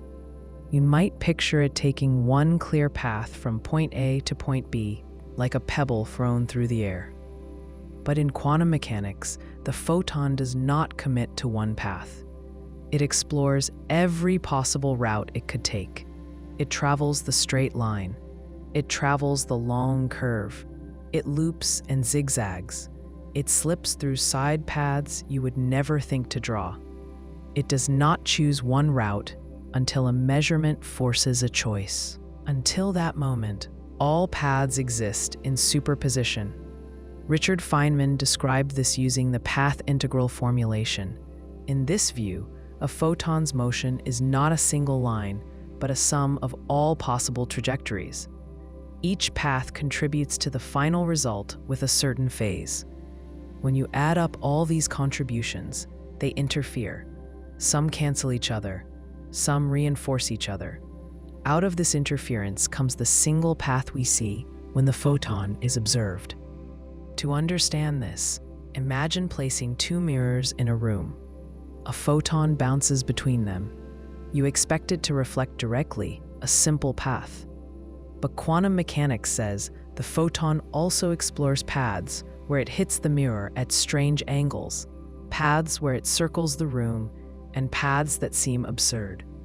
These paths are not imaginary. They are part of the calculation that determines where the photon ends up. The final observed path is the result of contributions from all these possibilities. The photon behaves as if it traveled the entire landscape of routes before appearing in one final place. This idea shows itself clearly in the double-slit experiment. When a single photon passes through two slits without being observed, it produces an interference pattern on the screen behind. Each photon hits as a single point, but many photons together form a wave-like pattern. The pattern does not mean each photon split into two smaller photons. It means that the photon traveled through both slits in superposition and its possible paths interfered with each other. The photon behaves like a wave of possibilities before measurement and like a particle when detected. Now imagine adding detectors to determine which slit the photon passes through. The interference pattern disappears. The photon now acts as if it took only one slit. The measurement forced the photon to choose. The superposition of paths collapsed. The pattern of possibilities vanished. The photon's shortcut, its ability to explore every possible route, was lost when we tried to track it. This suggests that the photon does not choose a path until the moment of detection. Before that, the world exists as overlapping possibilities. The measurement is what selects the final route. The photon's secret shortcut is that it does not need to pick a single path while moving. It holds them all at once. To make this clearer, consider a person choosing how to travel across a city. They could walk, take a bus, ride a bike, or drive. Before they decide, all these possibilities exist as real options. They may think through each route. They may picture how long each takes. The moment they step out the door, the choice becomes real. The other options remain only as unused possibilities. In daily life, those unused options never happened. In quantum mechanics, the unused paths help determine the outcome. They leave traces in the interference pattern. The photon's final behavior depends on paths it did not take. Another example comes from tunneling. A photon can appear to move through a region where it should not have enough energy to pass. It does not break the rules. Instead, the wave function extends into the forbidden region. The photon's possibilities include a path through the barrier, even though a classical particle would not cross. The photon sometimes emerges on the other side. It is as if the photon took a shortcut through a locked door. The shortcut is not physical motion in the everyday sense. It is a property of the wave function. The wave of possibilities allows outcomes that look impossible, if we expect the photon to act like a solid object. The idea of the photon exploring all paths becomes more intuitive when you think of waves. A wave spreads. It does not commit to one narrow line. It expands outward. In quantum mechanics, particles have wave-like properties. These waves define what outcomes are possible. The interference of these waves shapes the world. The photon does not travel from one place to another like a tiny marble. It evolves according to the wave function. The wave function does not behave like a fixed track. It is a map of possibilities. The photon's motion is the evolution of this map. Some interpretations say the photon actually explores all paths. Others say the paths are not real, but are part of the mathematical description. Either way, the interference effects are real. The behavior cannot be explained by assuming the photon took one fixed route. To understand this more deeply, imagine shining light through a thin sheet of material. The light spreads in patterns determined by the structure of the sheet. The shape of the pattern depends on paths the light could have taken, not just the one it eventually forms. The wave function spreads through every opening, every angle. The result is a pattern shaped by all possibilities. The photon's secret shortcut is that it does not move by picking a route and following it. It moves by letting every route exist, and only at the moment of interaction does one route become actual. The shortcut is not faster travel. It is travel without a predetermined path. The universe does not require the photon to decide in advance. It holds open possibility until the last possible moment. You look at a system and expect to find out what it is. That is our habit. We measure length, mass, charge, spin, position, momentum. We expect the thing to stay itself while we check. In the quantum world, the act of looking changes the thing we look at. Seeing becomes part of the event. The outcome you record is tied to how you chose to see it. This is the observer's dilemma. To know is to alter. Start with a particle in superposition. It does not hold one position or one momentum. Its wave function spreads across many options. That spread is not ignorance. It is the state. When you measure position, you couple the particle to a device that leaves a record. That coupling collapses the spread of positions into one spot on a scale. The same particle, measured for momentum, collapses into one momentum value. The two results cannot both exist with full sharpness. Heisenberg's uncertainty relation is not a limit of tools. It is a limit set by nature. The measurement you choose sets which slice of truth becomes real. Picture a box with a single atom inside. The atom can be in its ground state or an excited state. Before measurement, the atom is in a superposition of both. You place a detector that can absorb a photon if the atom relaxes. If the detector clicks, you record that the atom had energy to give. If it stays silent, you record the other state. The atom and the detector become entangled during this test. The detector state now holds information about the atom. The two are no longer separate. Your reading is not a passive view. It is the joint state of atom plus device after contact. The same logic scales to the famous double-slit experiment. Send single photons toward two slits. If you do not set a which path detector, the screen shows an interference pattern after many shots. Each photon lands at one point, but the pattern that builds is wave-like. It encodes the fact that each photon had access to both paths. Now place which path detectors at the slits. The interference vanishes. The screen shows two broad piles, as if each photon took only one path. Your choice to ask which slit rewrites which truth is even possible to record. The system does not hold a hidden answer to both questions at once. The question you ask helps define the answer you can get.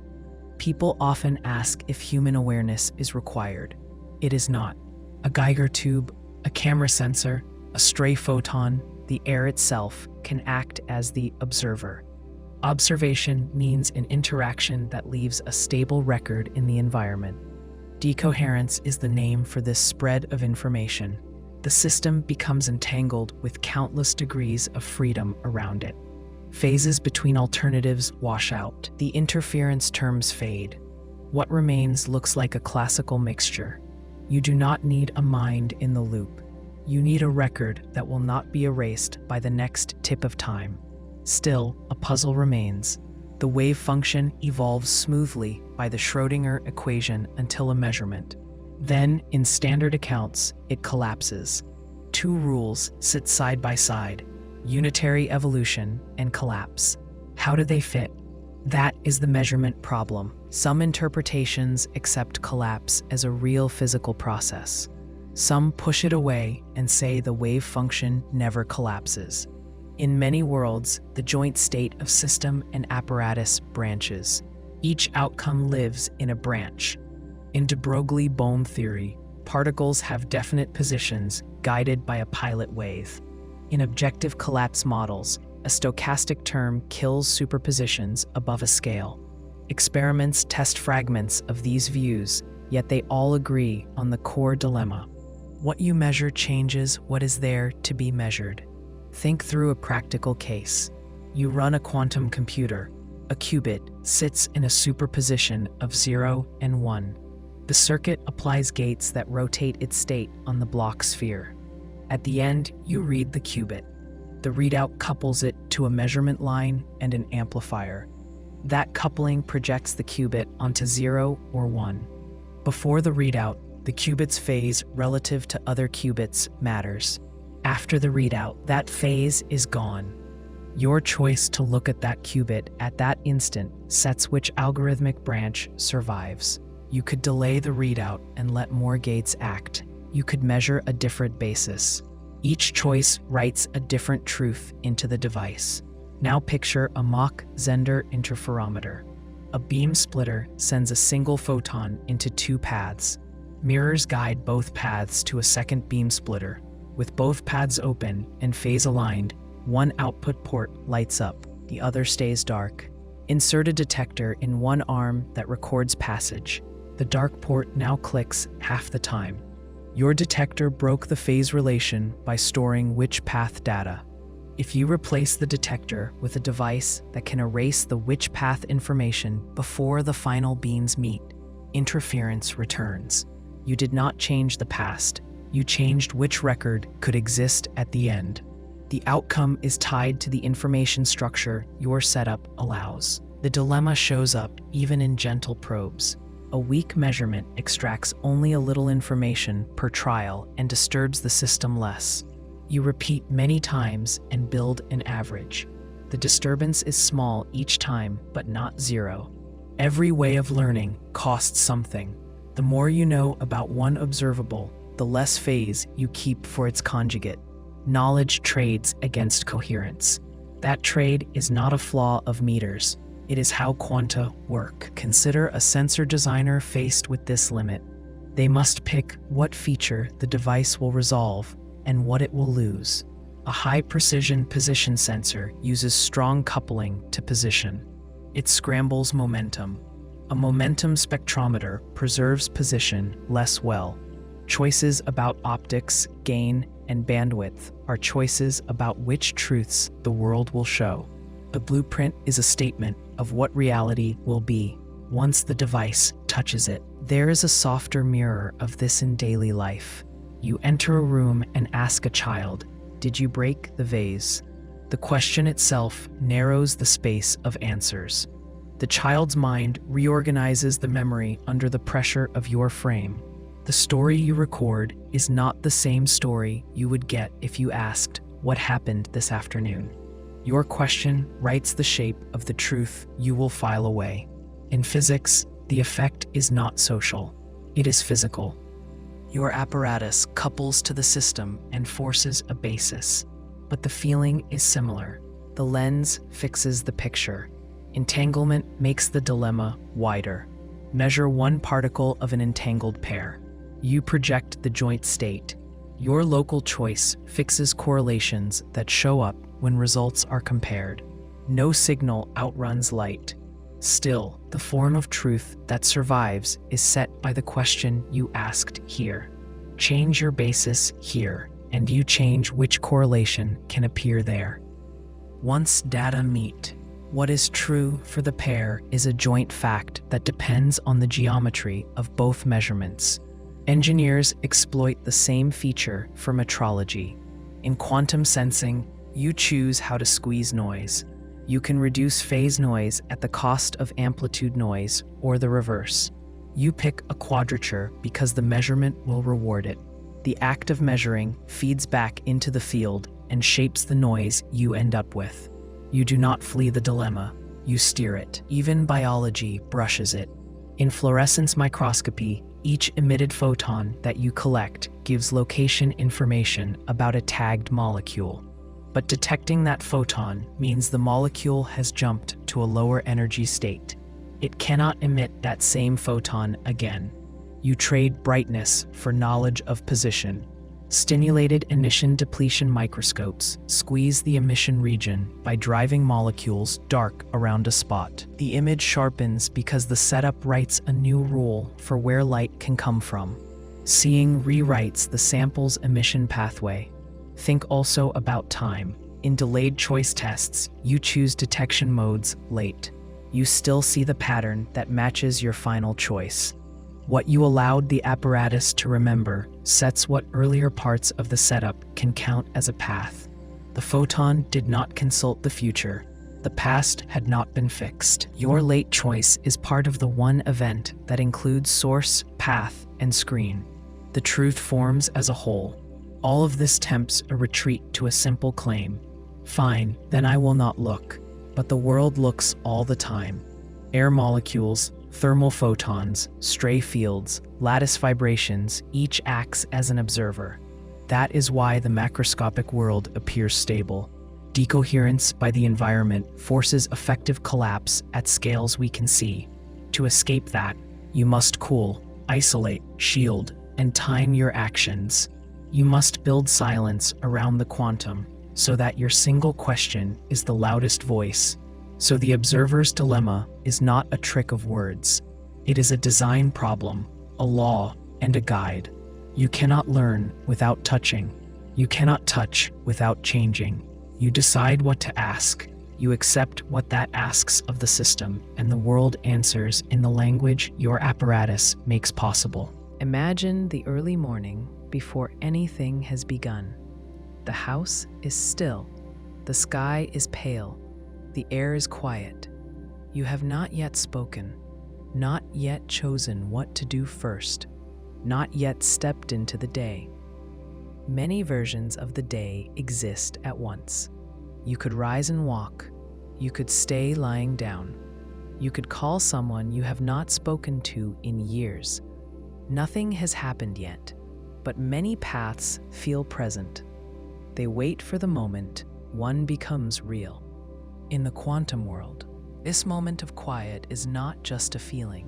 It is the structure of reality. A system often exists in superposition.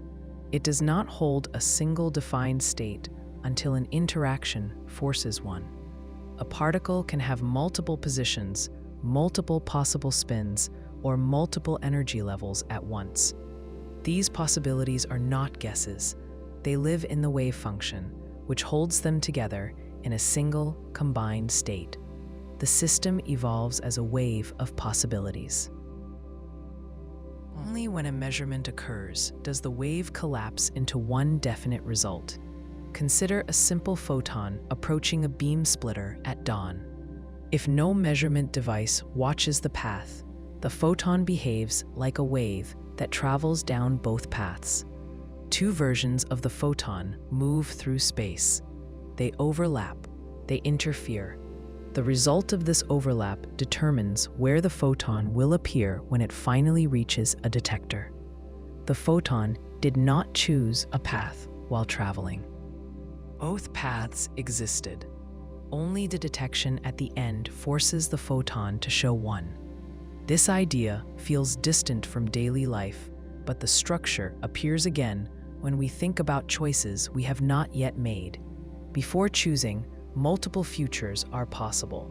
After choosing, the future becomes one path.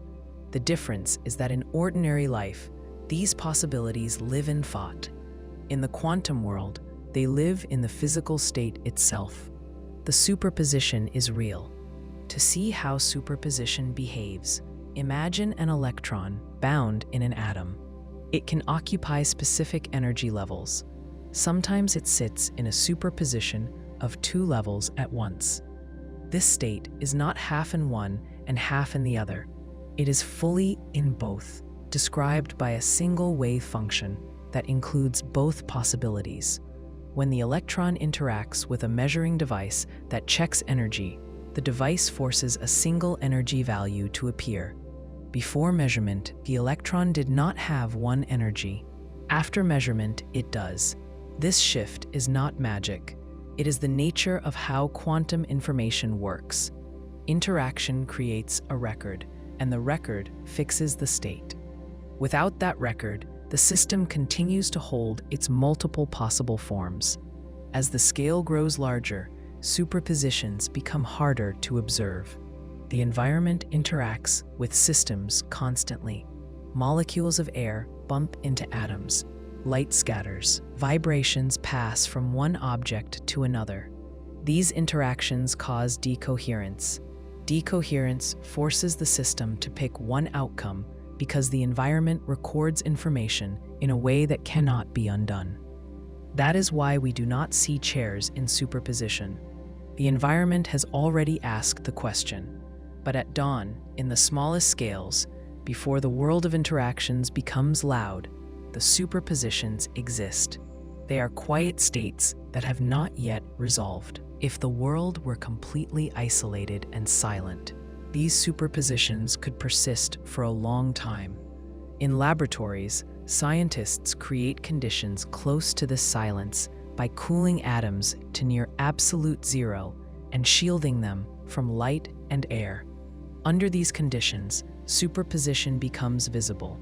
At this level, dawn never fully ends. The system remains open. There is a useful example in quantum computing. A qubit can be in the state 0 or 1, but also in a superposition of 0 and 1. This superposition allows many calculations to overlap. The system processes possibilities in parallel. The computation unfolds not as a sequence of steps, but as an evolution of a wave. Only when the final measurement is made does the wave collapse to a single answer. The answer is one result among all the possibilities that were explored. The computation at dawn held many paths. The measurement chose one. Now think of yourself sitting before the day begins. Many versions of the day are present. You have not yet interacted with the world. The moment you act, one version of the day becomes the one you live. But the other versions shaped your awareness. They influenced your feeling of choice. They are part of the larger state, though they will never become real in the way that the lived day does. In this sense, dawn is the closest we come to superposition. The quantum dawn is not emotional or metaphorical. It is a mathematical structure. The wave function evolves according to the Schrödinger equation. It spreads and shifts, holding all its possibilities. The world remains open until contact forces it to collapse. In some interpretations, collapse does not occur. Instead, the wave function continues, and every possibility becomes real in different branches of the universe. This is the many worlds interpretation. In this view, superpositions do not end. They unfold into separate timelines. At dawn, when the world has not yet branched, all futures coexist. When a measurement occurs, the branches separate. You live in one branch. Other branches continue with their own versions of events. In other interpretations, collapse is real. There is one world. The wave function represents potential until measurement sorts one reality from the many. The result is the same in practice. Before interaction, Many possibilities exist. After interaction, one does. The phrase multiple versions of reality waking at once points to the moment before collapse. The world is full of superpositions that have not yet been forced into a single state. On the smallest scales, this is always happening. On the largest scales, it hides behind the noise of interactions. A sunrise does not announce the collapse of possibilities. It simply lights the world we are already in. But underneath that light, in the atoms that make up everything we see, the deeper dawn continues. Superpositions unfold and recombine. The wave functions stretch across many outcomes. The world is not a line that moves forward. It is a field of maybe states that settle only when touched. Reality wakes one outcome at a time, from a space where all outcomes once rested together. Picture a single key that can open two different doors. You turn it one way, and it reveals a room full of light. You turn it another way, and it opens a quiet, dark hall.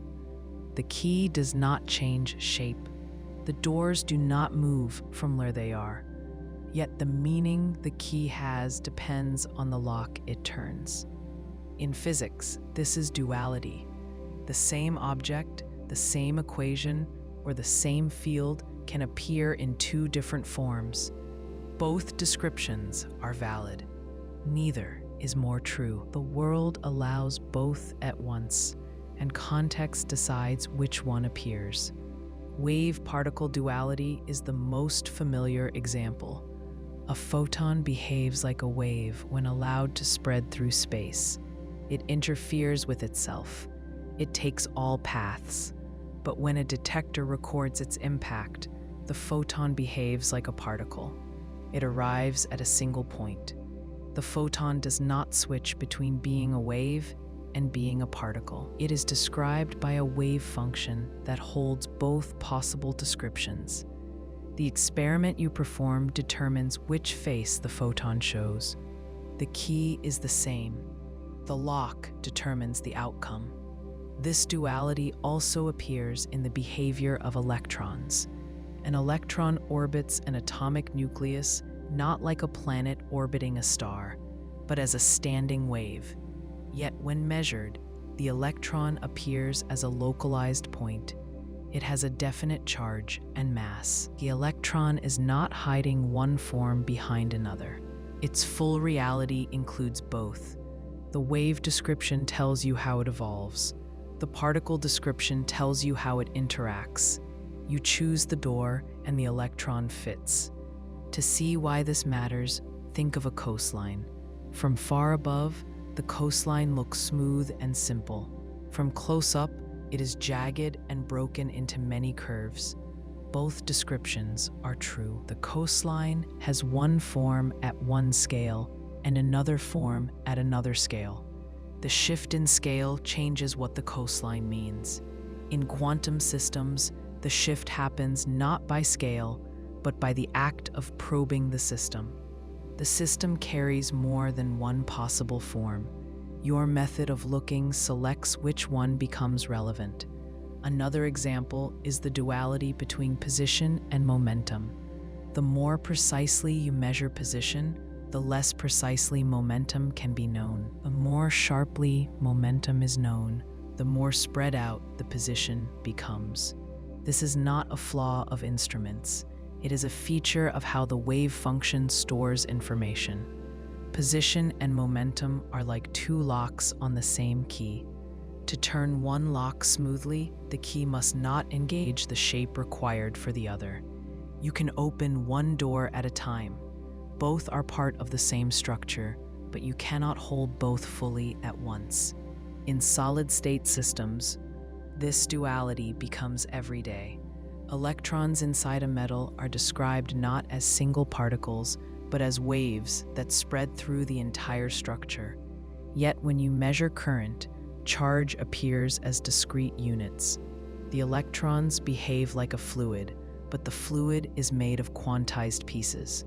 The material conducts because both descriptions matter. The flow of current uses the wave nature. The discreteness of charge shows the particle nature. Both locks open with the same key. Duality also shows up in mathematics that describes physics. In electromagnetism, electric and magnetic fields appear as separate ideas in daily language, but Maxwell's equations show they are two aspects of one field. Under the right conditions, a magnetic field becomes an electric field, and an electric field becomes a magnetic field. The two are not separate forces. They are different views of the same structure. Rotate the equations, and one form becomes the other. The key remains unchanged. In high-energy physics, dualities become more surprising. String theory suggests that a strongly interacting system in one description can be equivalent to a weakly interacting system in another. Two theories that look unrelated may describe the same physics. One may be easier to use when the system is dense. The other may be easier to use when the system is sparse. The universe allows both. The way you frame the problem chooses which lock you turn. Duality is not limited to small scales or advanced theory. It shows up in everyday thought. Consider the identity of a person.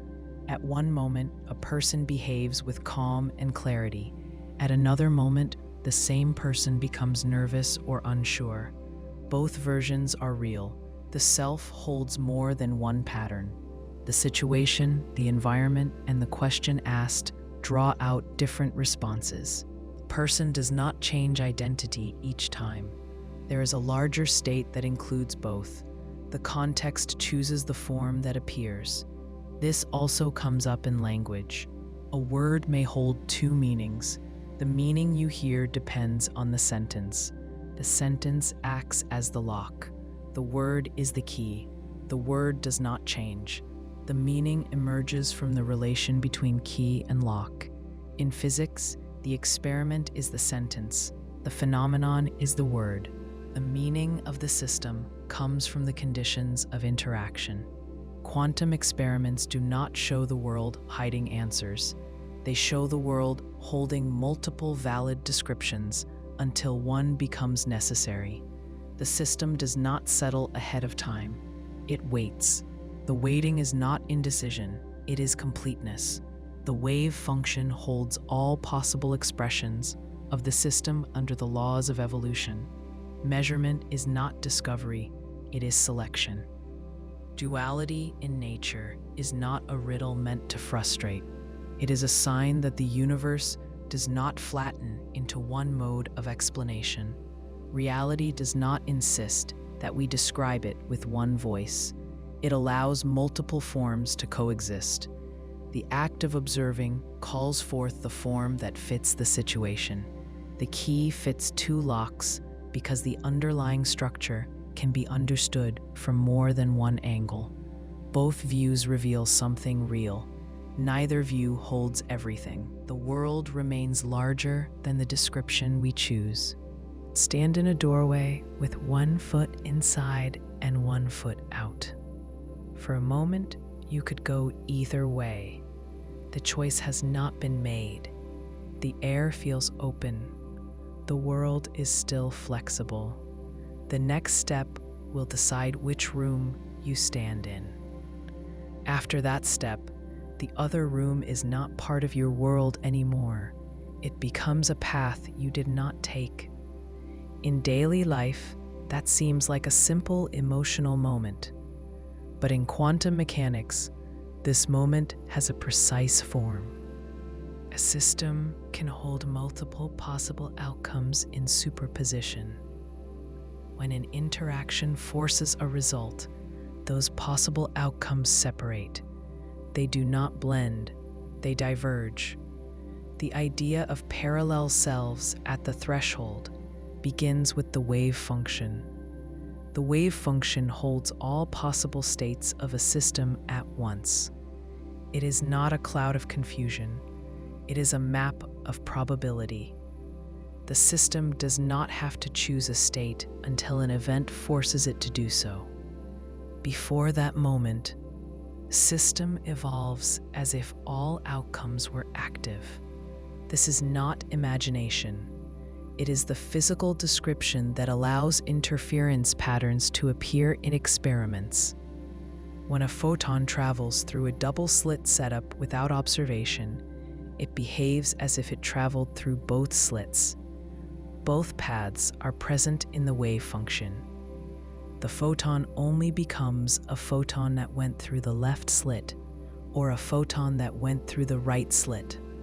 When something records which path was taken, this recording can be as soft as a single stray particle colliding with it. Once recorded, the wave function collapses or branches, depending on how one interprets quantum mechanics. In one view, collapse selects one outcome and discards the others. In another view, the universe branches so that each outcome becomes real in its own version of reality. In that view, the divergence at the threshold is literal. One universe carries one outcome. Another universe carries the other. The decision point is not a moment of human thought. It is the moment when the world settles one result and lets the others move into separate branches that no longer interact. To see how this plays out in a simple system, think of a qubit in a quantum computer. A qubit can be in the state 0, the state 1, or a superposition of both. As long as the qubit is not measured, it evolves in a combined state. That state represents both outcomes at once. But when the machine reads the qubit, it produces one final value. The reading forces divergence. The branch where the qubit is 0 and the branch where the qubit is 1 no longer interfere. The many possible versions of the computation collapse to one real output. This same pattern appears in thought, though in a less exact way. A person stands before a major life decision. They can accept the job, or they can decline it. They can stay in the city, or they can leave it. Before deciding, the future is open. The person can picture both outcomes. They can imagine who they would become in each one. Once they choose, one future becomes their life. The other becomes a memory of something that could have happened. In the quantum picture, the unchosen future still exists as part of the wave function until collapse. After collapse, only one remains. Yet even after collapse, traces of the unchosen paths may influence the chosen path. In everyday life, this appears as reflection. A person might think, if I had chosen differently, I would be in a different place now. That thought shapes how they feel about where they are. In quantum mechanics, the influence is more direct. Interference only occurs when two or more paths lead to the same final state. Once decoherence prevents paths from interfering, they no longer shape each other. They remain separate. That is the threshold, the moment when two states stop being part of one structure and become distinct outcomes. This threshold is not dramatic. It does not require awareness. A photon striking a detector can be the threshold. A dust grain interacting with a molecule can be the threshold. The moment need not be meaningful. It is simply the moment when the world records a fact. The branching becomes more visible when considering entanglement. Two particles may share a single state even when they are separated by large distances. Their outcomes remain tied. If you measure one, you set the state of the other. But if either interacts with the environment, the entanglement spreads and the system loses its ability to interfere. The branching occurs. One world sees one outcome and another sees another. The threshold is crossed. There is a way to picture this that may help. Imagine a river that splits into two channels. Upstream, the water is one body. Downstream, the channels no longer flow back together. They run side by side. If you were to follow one channel, You would never see the water in the other again. But at the point of division, the water belonged to the same river. The branching did not destroy the unity, it separated it. Quantum mechanics suggests that the world holds many such branch points. They occur constantly, everywhere, in every interaction. The world does not choose only at moments of importance. It chooses because interaction forces it to. The universe is always at a threshold somewhere. Superpositions form, decoherence divides them, realities separate.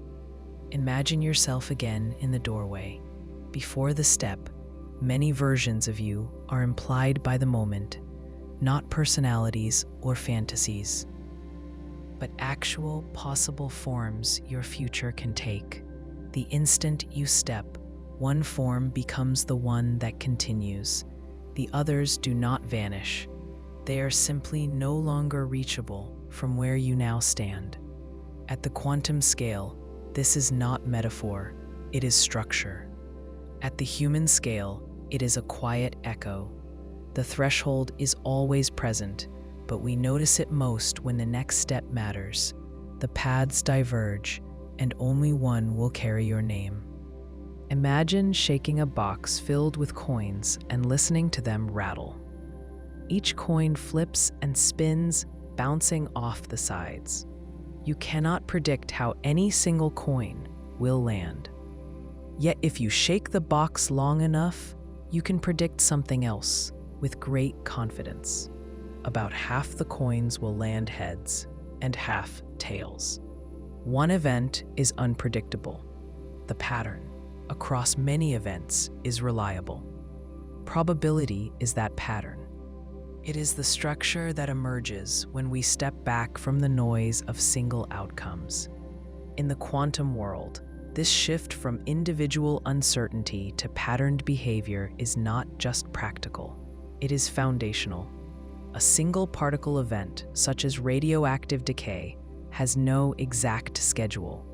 One atom may decay now, another may wait minutes or years. There is no hidden clock inside the atom that decides. What exists is a probability distribution that governs the likelihood of decay within a certain time. For one atom, the uncertainty is complete. But for a large sample, the rate is precise. The half-life does not waver. The pattern is stable. The law expresses itself through many uncertain events. Probability becomes the language of the quantum world. It is not a placeholder for missing knowledge. It is the form that physical truth takes. The wave function that describes a particle does not tell us where the particle is. It tells us where the particle may be and with what weight. When we square the amplitude of the wave function, we obtain the probability distribution. This distribution is the only thing the system commits to before measurement. The particle's location appears only when we interact with it in a way that forces a definite outcome. The probability is not ignorance. It is what the particle is before collapse. This quality appears most clearly in interference patterns. In the double-slit experiment, single photons hit a screen one at a time. Each hit looks random. There is no predictability in where any one photon lands. Yet as more photons strike the screen, a clear interference pattern emerges. Bright and dark regions appear where constructive and destructive interference shape intensity.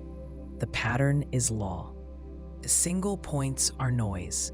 The pattern reveals something deep. The wave function encodes structure that only becomes visible across many events. Probability has learned to speak through repetition. We can relate this to daily life through something as simple as rolling dice. Each roll is unpredictable. The outcome is not controlled, but the distribution of numbers across many rolls forms a bell curve. The pattern appears from the repetition of random events.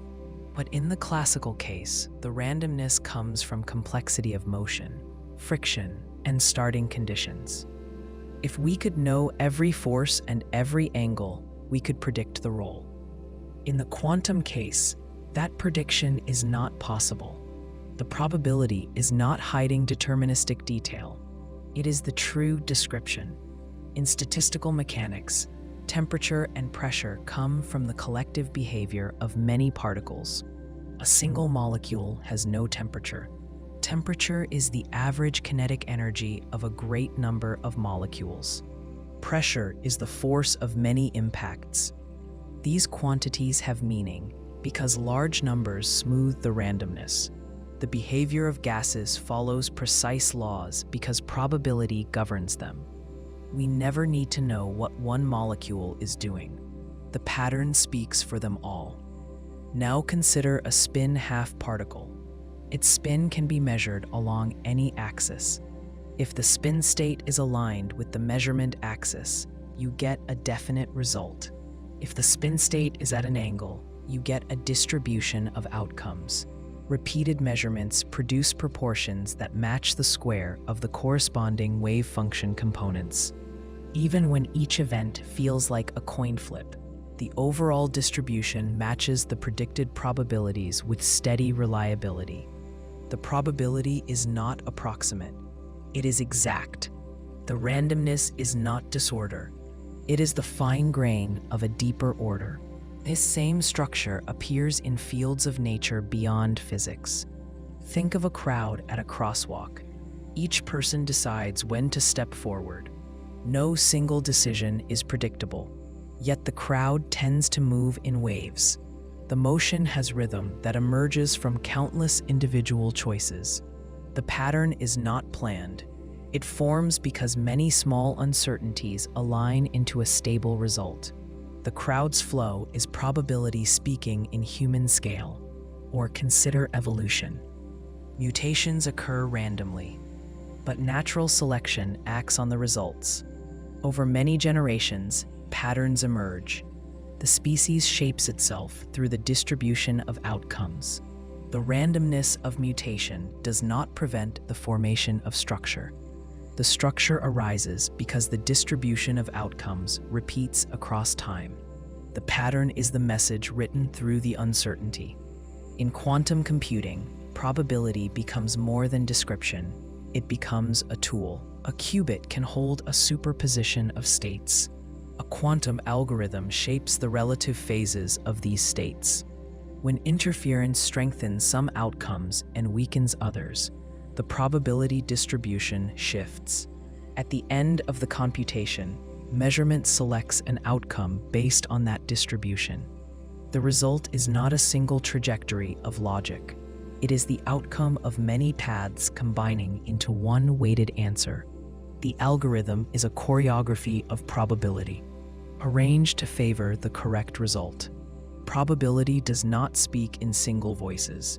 It speaks in patterns across many trials. In the quantum world, the pattern is the reality before collapse. The measurement is the moment one outcome becomes actual. But until that moment, the system holds its possibilities as a structure we can describe with precision. The probabilities do not drift. They do not wander. They are as real as any number we can measure. The language of the universe is not certainty. It is distribution. It is weight. It is amplitude. What looks like chaos at the level of one event becomes law when we listen to the pattern formed by many. The probability does not merely describe the world. It becomes the way the world expresses itself when we step back and listen long enough for the pattern to speak. Imagine an atom in a quiet box. Nothing touches it. No light shines on it. No detector waits nearby. In that state, the atom holds several possible configurations at once. Its electron may occupy more than one energy level. Its spin may point in multiple directions. This is not confusion or indecision. It is a real physical superposition. The atom does not need to choose until something interacts with it. But once a measurement occurs, the atom settles into one state. The act of measurement forces clarity. Because of this, we often say the atom knew it was being watched. We must be careful here. The atom does not have awareness in the human sense. It does not think or reflect. It does not form intentions. The phrase "knew you were watching" refers to the fact that measurement changes the system. When you observe the atom, you cannot simply look without touching. Your instruments interact with the atom and collapse its state. The collapse is not caused by conscious thought. It is caused by the presence of a physical interaction that leaves a record. Consciousness is not required. A camera, a piece of dust, or a beam of stray light can play the same role. Yet the connection between observation and outcome invites deeper questions. In quantum mechanics, a system holds multiple possibilities until a measurement occurs. The measurement removes the superposition. This makes it easy to imagine that awareness itself plays a special role. Some early interpretations leaned that way. They proposed that consciousness collapses the wave function. But experiments show this is not necessary. Collapse occurs whenever information becomes embedded in the environment. The environment acts as a witness. It does not need to think. In the double-slit experiment, a photon produces an interference pattern if no record of which slit it passed through exists. If a detector is placed that records the path, the pattern disappears. The photon behaves as if it took one path and not both. But if the path information is erased after the photon has passed the slits, but before detection, the interference returns. The key is not human awareness. The key is whether information existed. If the universe could, in principle, know which path the photon took, no interference occurs. If that information is removed, superposition returns. The atom knew you were watching only in the sense that the existence of a record changes the state. However, the role of consciousness enters from another direction. Human awareness notices only one outcome. Before measurement, the system contains many possible outcomes. After measurement, we see one. The fact that we experience a single result makes the world appear classical. Our experience filters reality. This raises the question of what it means to be an observer. Not a human observer, but any system capable of recording a result. A rock can observe in this sense. A molecule of air can observe. Observation is correlation. Once the atom becomes correlated with something else, superposition collapses into a definite state. Entanglement strengthens the puzzle. When two particles are entangled, measuring one affects the state of the other instantly, even if they are separated by large distances. Again, no signal passes between them.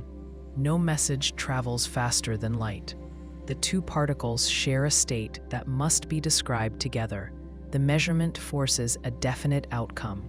The state of one becomes linked to the state of the other. The system as a whole responds to the act of measurement. The particles know what the measurement allowed to become real, but they do not know in the sense of thinking. They respond because the wave function that describes them is unified. To see how this fits everyday life, consider how people respond to being observed.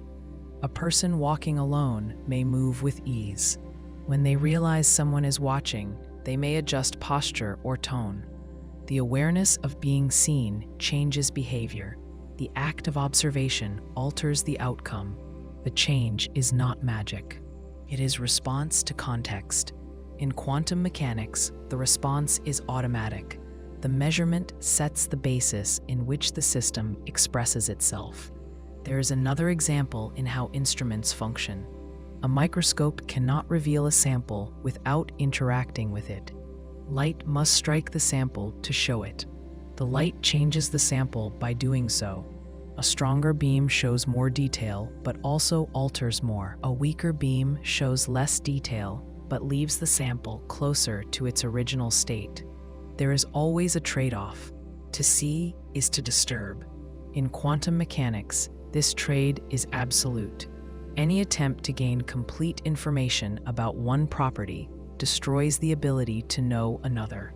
The atom knows it is being measured because the measurement changes its state.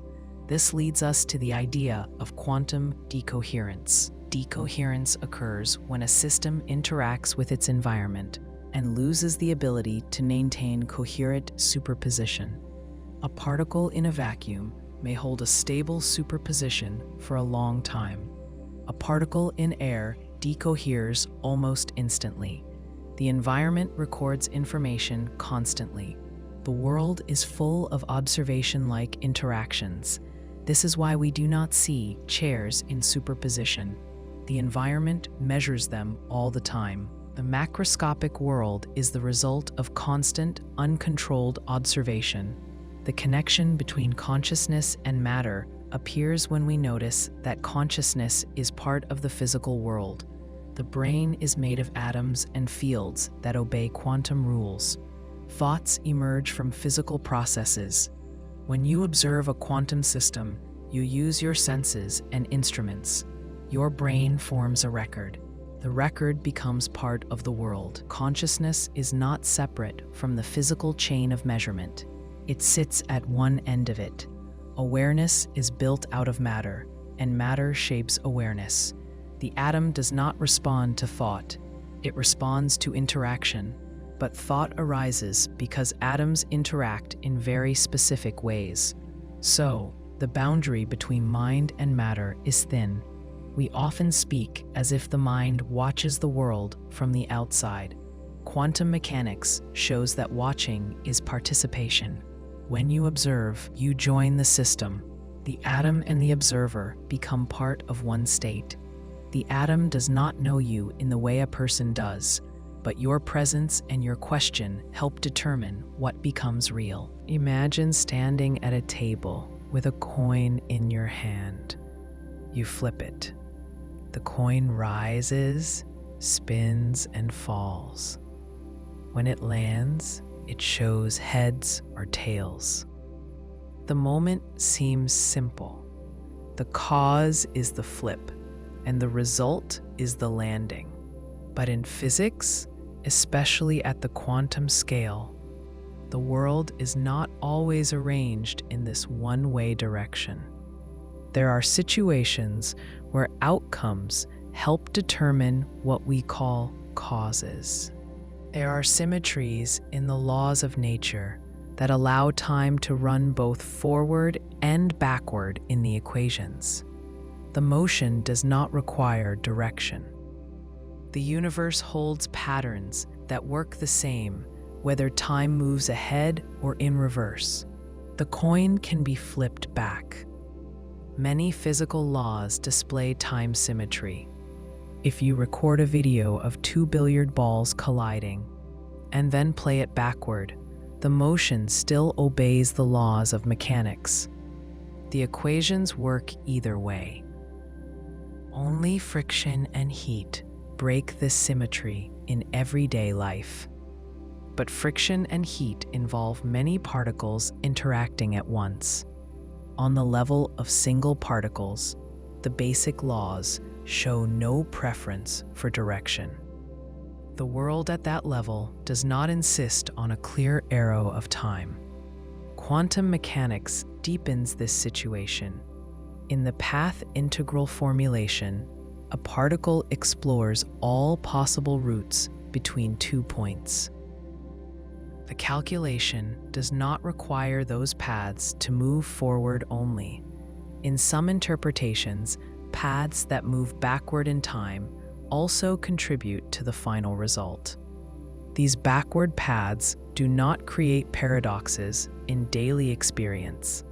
They are part of how interference works at the quantum scale. The world quietly allows processes that do not follow a single direction of cause to effect. A well-known example involves particle and antiparticle behavior. In one interpretation, An antiparticle can be viewed as a particle moving backward through time. This is not a science fiction claim about reversing clocks or memories. It is a mathematical statement about how certain solutions to the equations of motion behave. When the equations allow both forward and backward solutions, the universe treats them on equal footing. The direction of time is not fixed by the laws themselves. Instead, it emerges from conditions involving many interacting particles. Consider the delayed choice experiment. A photon travels toward a pair of slits. Depending on the final setup of detectors, the photon either behaves as a wave or a particle. Strangely, the choice of detectors can be made after the photon has already passed the slits. The outcome at the end appears to affect the behavior at the earlier point. The photon's past does not become final until the measurement occurs. It is not that information travels backward. It is that the past exists in a state of possibility until the future closes it. The coin lands only when the rules of measurement fix the outcome. The future condition defines the earlier state. The same idea appears in quantum eraser experiments. If you erase which path information after the photon has already moved through the slits, interference reappears. The photon behaves as if it passed through both slits. If you keep the path information, the interference disappears. The presence or absence of information, even when determined later, shapes the apparent past. The universe behaves as if the coin has been flipped back to reconsider the outcome once we choose what can be known. This does not allow communication to the past. You cannot send messages to yesterday. The randomness of measurement prevents that, but the structure of quantum events shows that time is not the simple forward-moving line we experience. The world at its base does not require cause to always precede effect in a strict order. The rules are symmetrical. The sense of direction comes from scale and environment, not from the fundamental laws. We can see an analogy in ordinary life. Imagine reading a novel where a late chapter changes the meaning of an earlier one. The events on the page do not move. You do not rewrite the text, but your understanding shifts. The earlier scenes gain a new shape. The meaning of the beginning depends on the end. The past events were not fixed in meaning until the future clarified them. In quantum mechanics, the change is not one of meaning, but of physical description. The earlier state does not take a single form until the final condition selects it. This shows up in how physicists calculate probabilities. When determining the likelihood of a quantum event, one often uses both initial and final states. The calculation depends on conditions at both ends. The world does not unfold only from past to future. The future boundary helps determine the structure of the present. The coin is flipped forward, and then the universe flips it back by requiring consistency between beginning and end.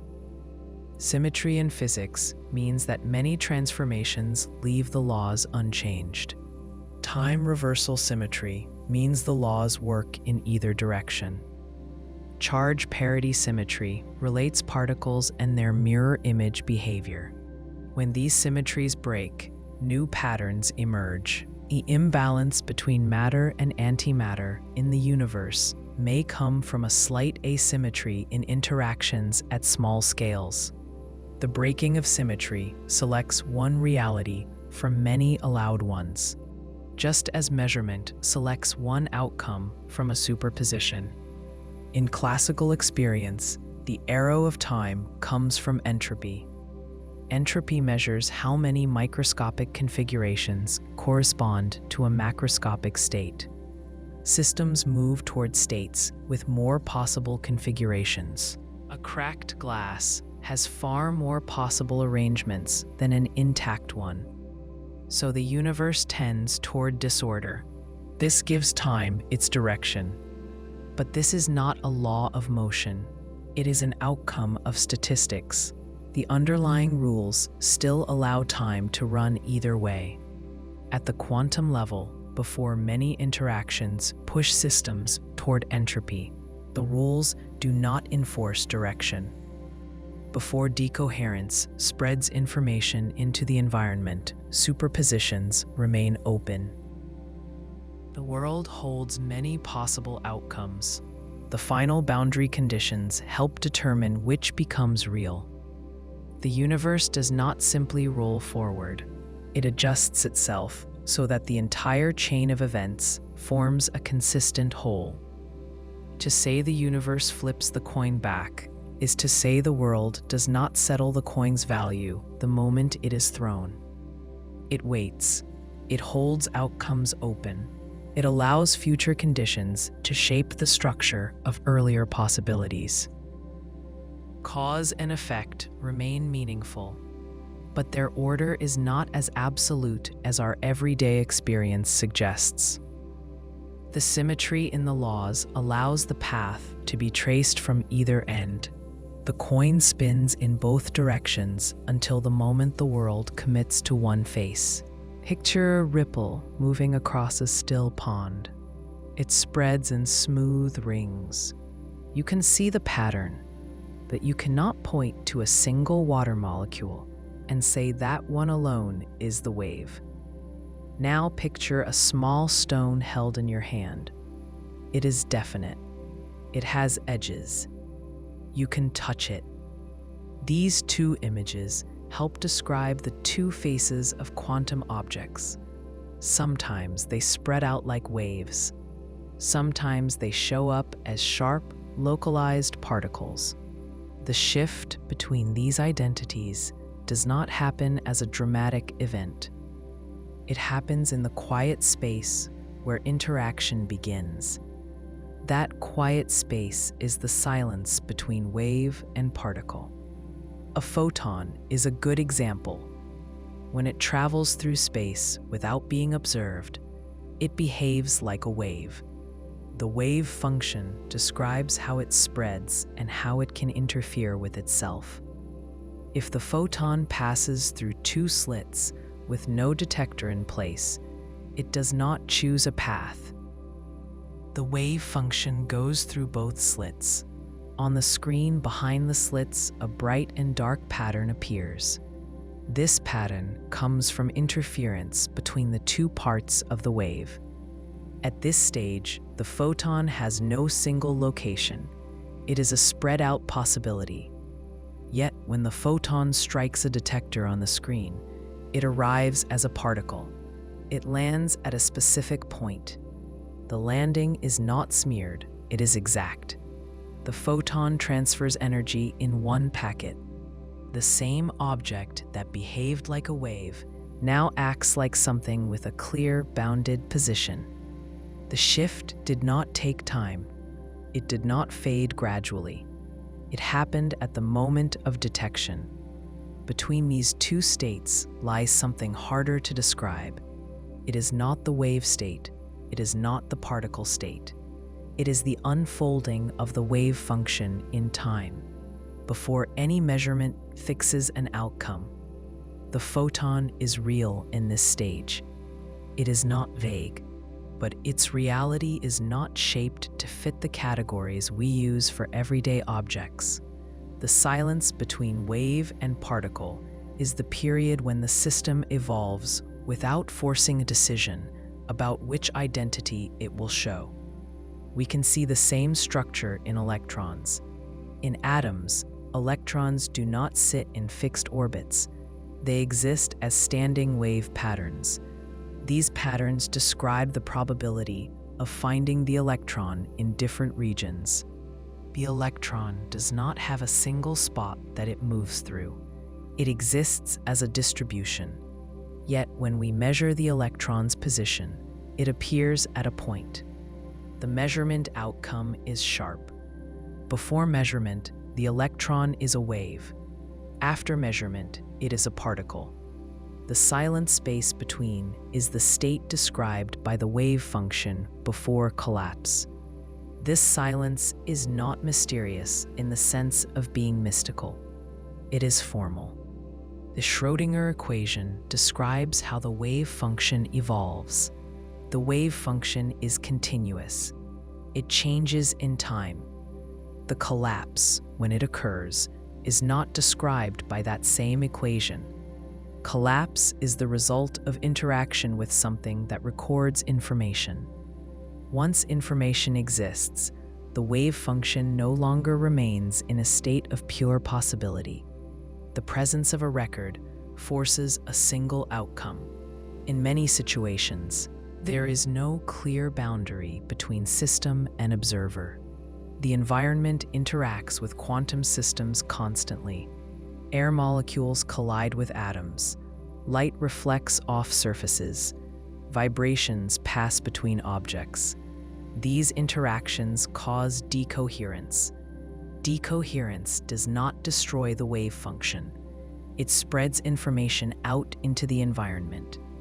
Once that happens, the interference patterns fade. The system no longer acts like a unified wave. It begins to behave like a particle with a definite state. The silence between wave and particle is broken by the environment long before a human observer arrives. This explains why we do not see large objects in superposition. A chair interacts with billions of particles every second. The environment measures the chair constantly. The wave function of the chair never has a chance to show interference.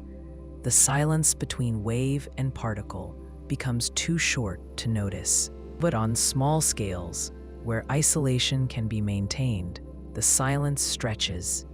In laboratories, researchers use cold temperatures and shielding to protect quantum states. When shielded, atoms and photons behave in ways that reveal the silence clearly. They interfere. They exist in multiple states. They hold possibilities open. The identity of a quantum object is not fixed. It expresses different aspects depending on context. When left alone, it behaves like a wave. When pressed to answer a question, a measurement question, it behaves like a particle.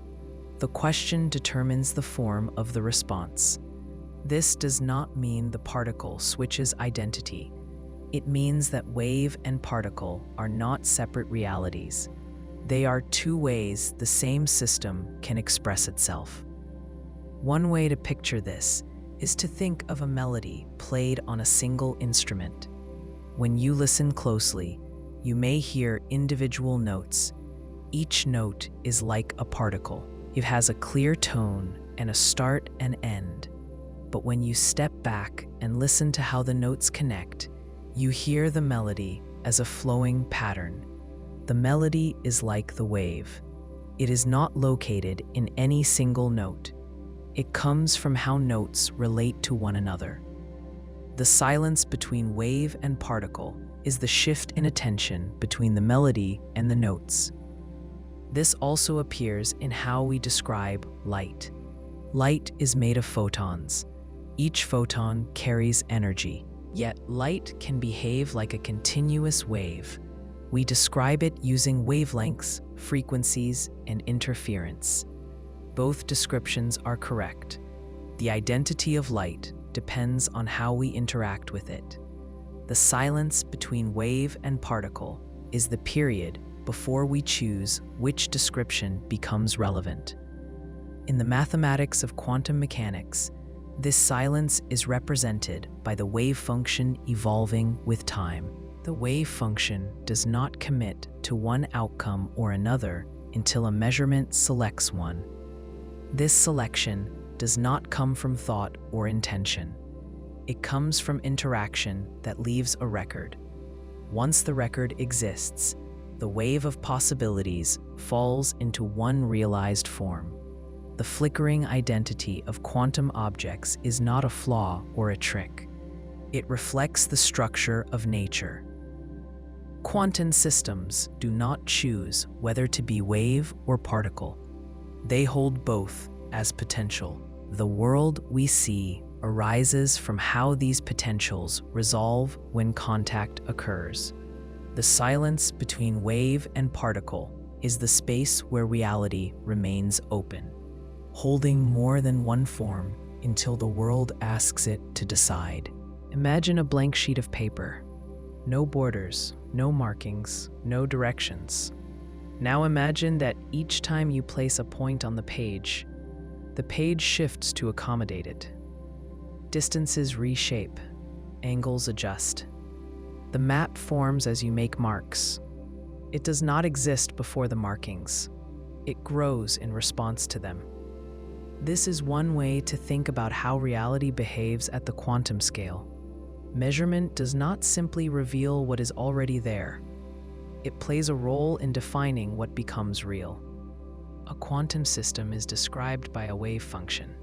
The wave function tells us the possible states the system can take and how these possibilities evolve.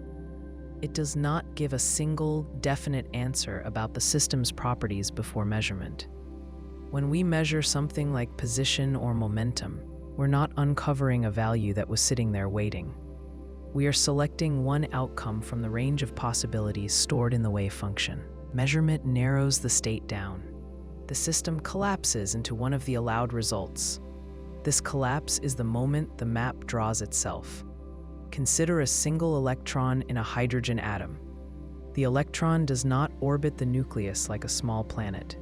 Instead, it is spread out in a stable standing wave pattern. This means that the electron has no definite location until we measure it. The wave function gives the probability of finding the electron at different places. When we perform a measurement, the electron appears as a point. The electron's position becomes definite. The act of measuring produces the result. Before that, the electron was not hiding at a location. Location was not defined yet. This idea often feels strange because in everyday life, objects have stable properties. A chair sits in one place. A coffee mug has the same weight and shape, whether or not someone is looking at it. But chairs and mugs interact constantly with their environment. Air molecules bounce off them. Light reflects from their surfaces. The environment performs continuous measurements without intention or awareness. These constant interactions fix the properties of large objects. They prevent quantum behavior from showing at large scales. The map of the macroscopic world has already drawn itself by the time we look at it. The double-slit experiment shows this process clearly. When a photon passes through two slits with no path detection, the wave function spreads through both slits. The photon behaves like a wave and creates an interference pattern on the screen. But if we place a detector to determine which slit the photon travels through, the interference pattern disappears. The photon behaves like a particle and goes through only one slit. The measurement defines the form the photon takes. It is not that the photon changes its nature. The setup of the experiment determines what is recorded, and what is recorded becomes the result. Information is central to this behavior. The world forms outcomes based on what can, in principle, be known. In quantum eraser experiments, if we erase the which path information before detection, the interference returns. It does not matter whether a human sees the data. The key is whether the information exists. If the universe holds the record, the map collapses. If the record is removed, the wave-like possibilities remain. The measurement draws the map. The existence or erasure of information shapes the terrain. Measurement also defines quantities we take for granted, such as energy. When an atom absorbs or emits light, it does so in discrete packets. The atom jumps between energy levels. The energy levels are determined by the structure of the wave function. But until a measurement occurs, system may be in a superposition of levels. Only when interaction forces a transition do we observe a definite value. The measurement fixes the energy. In quantum computing, this principle is used as a tool. A qubit can exist in a superposition of 0 and 1. It evolves in that superposition while the computation runs. The power of the quantum algorithm lies in allowing the qubit to explore many possible states at once. Only at the end, when the qubit is measured, does it collapse to a definite value.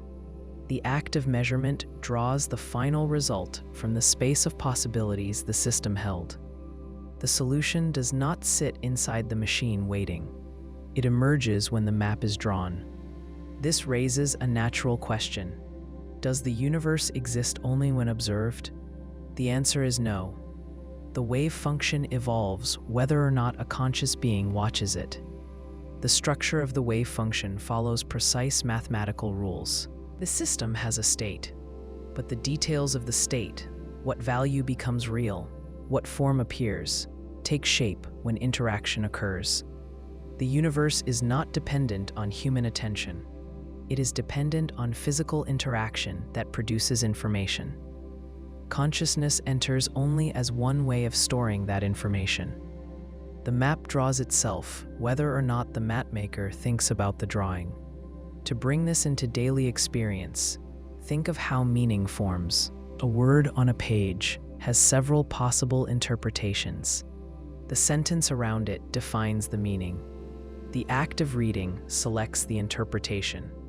Before interpretation, multiple meanings exist in potential. After reading, one meaning becomes the one you understand. The word did not hide the meaning. The context formed it. The meaning was not there until it was needed. Or consider how a conversation shifts based on who is present. The same person may speak differently depending on the listener. The words are shaped by the interaction. Identity becomes context-dependent. This does not mean the speaker has no identity. It means identity is not fixed to one form, but emerges in response to contact. The map draws itself as the territory is explored. Nature works in this same relational way. Properties are not absolute. They arise through interaction. Space and time themselves are shaped by relationships between objects, not by a static grid that exists on its own. The map of reality expands as events occur. The universe writes itself through the act of its own unfolding. The wave function is the promise. The measurement is the fulfillment.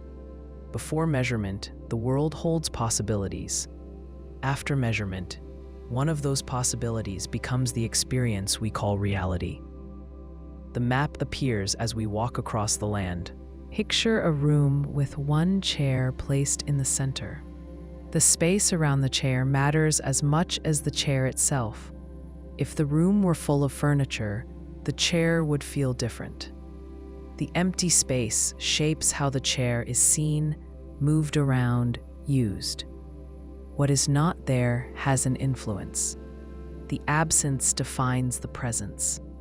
In physics, this idea appears in a more literal form.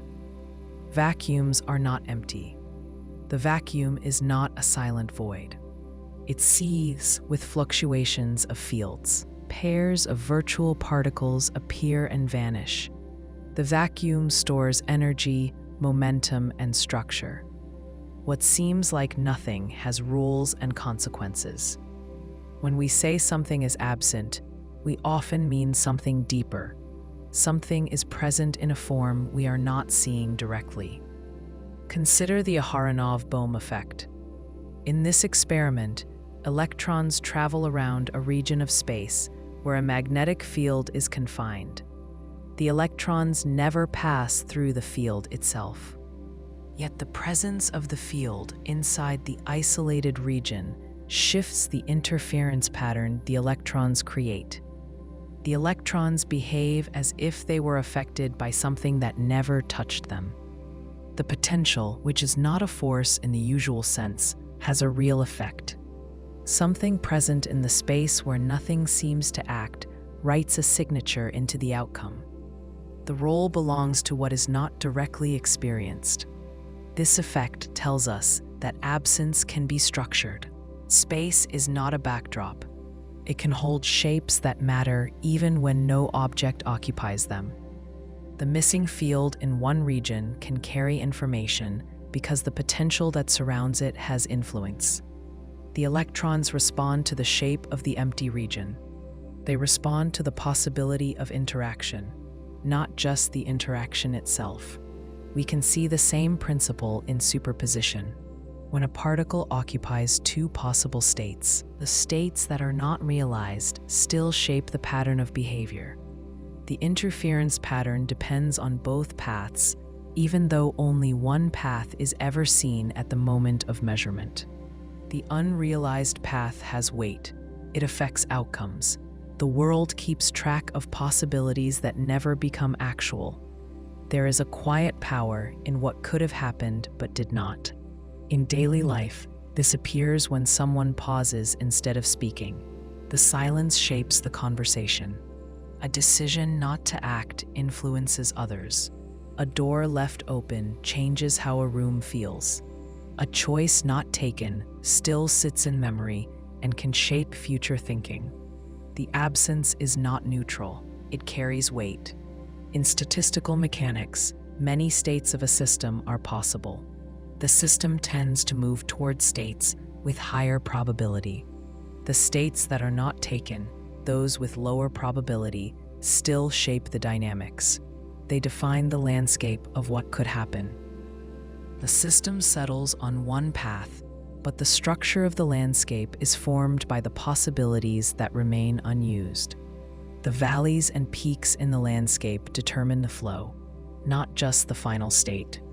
In quantum field theory, the vacuum expectation value, the value of a field in empty space, can determine the masses of particles. The Higgs field fills space even when no particle is present. Particles acquire mass by interacting with this field. The field is invisible to sight and untouched by direct observation, yet it shapes every atom, molecule, and object we know. What appears as absence is in fact the medium that defines presence. Without this unseen field, matter would not have weight. The world would not form structure. Stars would not shine. We would not be here. This pattern also shows up in human behavior and memory. What is not said can matter as much as what is spoken. An unfinished sentence can hold more meaning than a complete explanation. A person who leaves can leave a greater mark than one who stays. The brain responds not only to sensory input, but also to expected input. When something you expect does not happen, the brain reacts. The absence is a signal. It means something has changed. It carries information. In quantum mechanics, this idea becomes precise in interaction-free measurement. It is possible to detect an object without interacting with it. If a photon is sent through an interferometer and one path is blocked, the interference pattern changes. The photon can reveal the presence of the block, even if it never took the blocked path.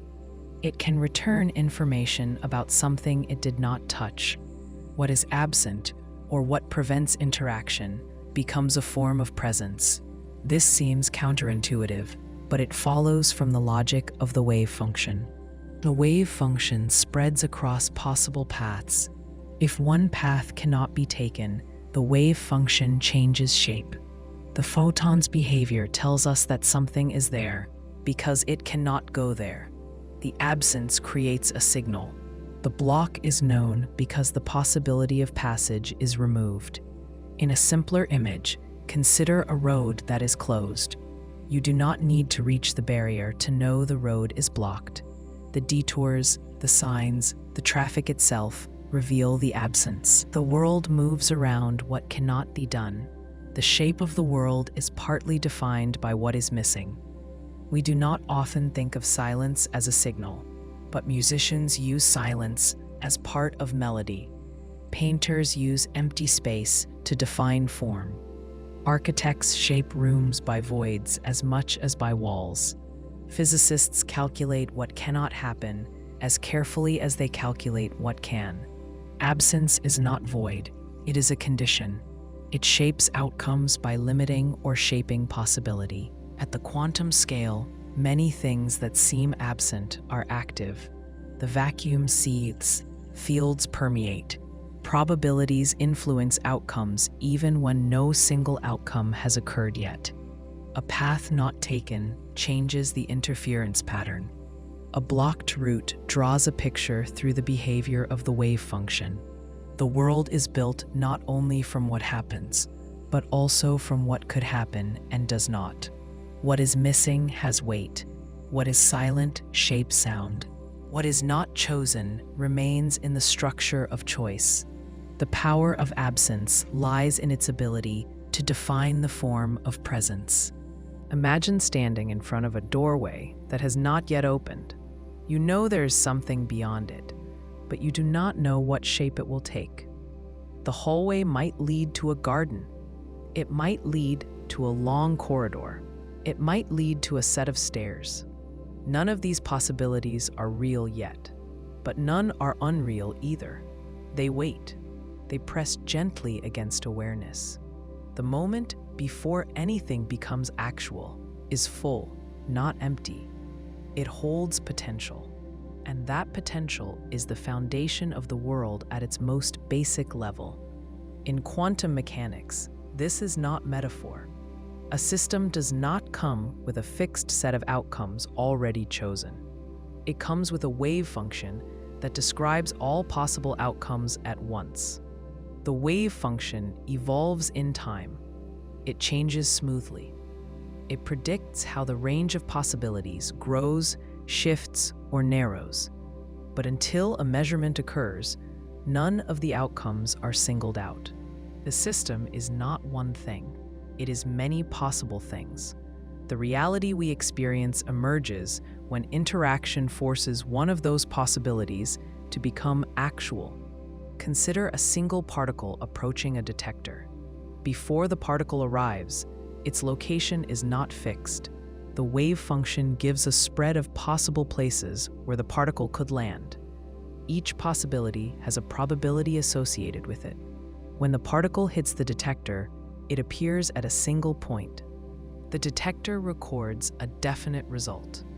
But before that, the particle's location was a field of maybes. The world does not begin with certainties. It begins with distributions. This is not due to lack of information. It is not that the particle has a hidden position we could find if we were clever enough. Experiments show that the position does not exist until measurement. The particle is not waiting to reveal itself. It is waiting to become something definite by interacting with the detector. The wave function describes the doorway of infinite maybe. Measurement is the step through the doorway. The double-slit experiment makes this clear. If a photon travels through two slits without being observed, it behaves as if it passes through both. It interferes with itself. The interference pattern appears on the screen. This pattern comes from the wave function holding both paths as active possibilities. The photon has not decided on one path. It has not been forced to commit. Many possible histories coexist. The range of maybes is real. But if we place a detector to observe which slit the photon passes through, everything changes. The interference pattern disappears. The photon behaves like a particle and goes through only one slit. The measurement has forced a single possibility. The doorway has closed. The many have become one. This relationship between possibility and actuality sits at the heart of how matter behaves. Electrons and atoms exist in states described by wave functions that hold several possible energy levels. At high temperatures or in the presence of light, electrons may shift among these possibilities. But when we measure the energy, the system collapses to a definite level. The act of asking the question shapes the answer. In daily life, this structure appears in less precise but recognizable form. Before making a decision, you hold several futures in your mind.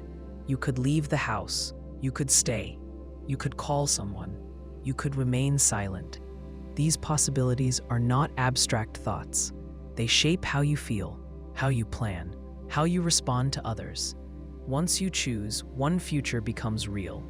The others recede into memory, but they were part of your experience before the choice. Your awareness held multiple paths. The quantum version is sharper and not dependent on emotion. It is built into the physics of how systems evolve. Yet something about the human sense of choice echoes it. We often describe uncertainty as lack or confusion, but possibility is not empty. It is structure. It is form waiting for context. It is the building block of what becomes real. There is a useful analogy in music. A chord has several notes. If you play only one note, the sound is simple. But when you hold several notes together, the chord holds many possible patterns of resolution. You could resolve to one note or another. Each resolution feels different. Before the resolution, the sound is full.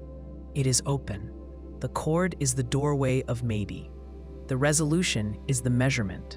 In physics, the space of possibility is not invented. It is calculated. The Schrödinger equation shows how the wave function evolves. That evolution is smooth. Collapse is abrupt. Collapse happens when interaction with a measuring device or the environment makes one outcome actual. Before collapse, the world is a horizon of possibility. After collapse, it is a single realized fact. Some interpretations of quantum mechanics suggest that none of the possibilities ever vanish. Instead, the universe branches. Each possible outcome becomes real in a different branch. The doorway does not close, it splits. Each step creates new hallways. Each version of the world contains a different realization of the possible. Whether or not we accept this interpretation, the structure remains. Before measurement, many outcomes coexist. After measurement, one becomes the experienced world. This is where the idea of infinite maybe turns from abstract concept to structural principle. The basic state of the universe is not a set of definite objects arranged in space. It is a field of possible states evolving in time. The definite world we live in emerges when systems interact, when information becomes fixed, when records form. The universe is not built from things. It is built from transitions. It is built from the potential for things to become. To stand before the doorway of infinite maybe is to understand that certainty is not fundamental. Certainty is the result of contact. The ground of being is possibility. The world is not a fixed map. It is a set of paths that unfold when we step. The map is made by the act of walking. The doorway is always ahead. Imagine a hallway that stretches forward with no clear end. At first, it looks like one passage, but as you walk, new corridors appear. Some are obvious turns. Others are narrow openings you would have missed if you were not looking. You cannot see where any of them lead. You only know that each turn changes where you could end up. Once you choose one path, the others slip behind you. They do not disappear. They simply become unreachable from where you now stand. This is the shape of the quantum world before measurement. The future is not fixed. It's a branching structure held inside the wave function. When we speak of uncollapsed futures, we speak of the possibilities that exist in a quantum system before an interaction forces a specific outcome. The wave function contains many potential states at once. It is not a list of guesses. It is a description of how the system can evolve. Each path has a probability amplitude. Each amplitude contributes to interference. The system evolves as a whole until something interacts with it in a way that records a result. That interaction is what we call measurement. The measurement is the moment when one branch becomes the future we live in. A simple example comes from the double-slit experiment. A photon is sent toward two slits. If no measurement device is present to determine which slit it passes through, the photon behaves like a wave. The wave spreads through both slits. The two parts of the wave interfere. On the screen beyond, the interference pattern appears. That pattern is the visible trace of uncollapsed futures. The photon took all possible paths, overlapping and shaping one another. The labyrinth was active. If a detector is placed to identify which slit the photon passes through, the interference disappears. The photon behaves like a particle and takes only one path. The labyrinth collapses into a single corridor. The branching stops. The measurement selects the outcome. The rest of the structure remains in the wave function, but it is no longer part of the experienced world. This idea applies not only to simple particles, but to complex systems as well. When atoms are cooled and isolated from their surroundings, they can exist in coherent superpositions. They behave as if they occupy multiple states at once. In quantum computing, a qubit can be both 0 and 1 at the same time. The computation evolves as if many lines of logic are active. Only when the qubit is measured does the system return a definite value. Before the measurement, the computation exists in a network of uncollapsed paths. The labyrinth holds many routes. The measurement selects one. The reason we do not experience superposition in daily life is decoherence. The environment interacts with everything. Air molecules collide with surfaces. Light reflects from objects. Vibrations pass between materials. Each of these interactions leaves traces. The traces are not conscious observations. They are records in the physical sense of information. Once the environment contains information about a system's state, the system can no longer maintain coherent superposition. The wave function becomes entangled with the environment. The branching still occurs, but the branches no longer interfere. The labyrinth remains, but we only see one path at a time.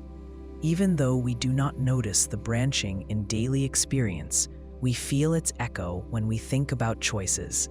Before deciding anything of importance, we experience something that resembles a superposition.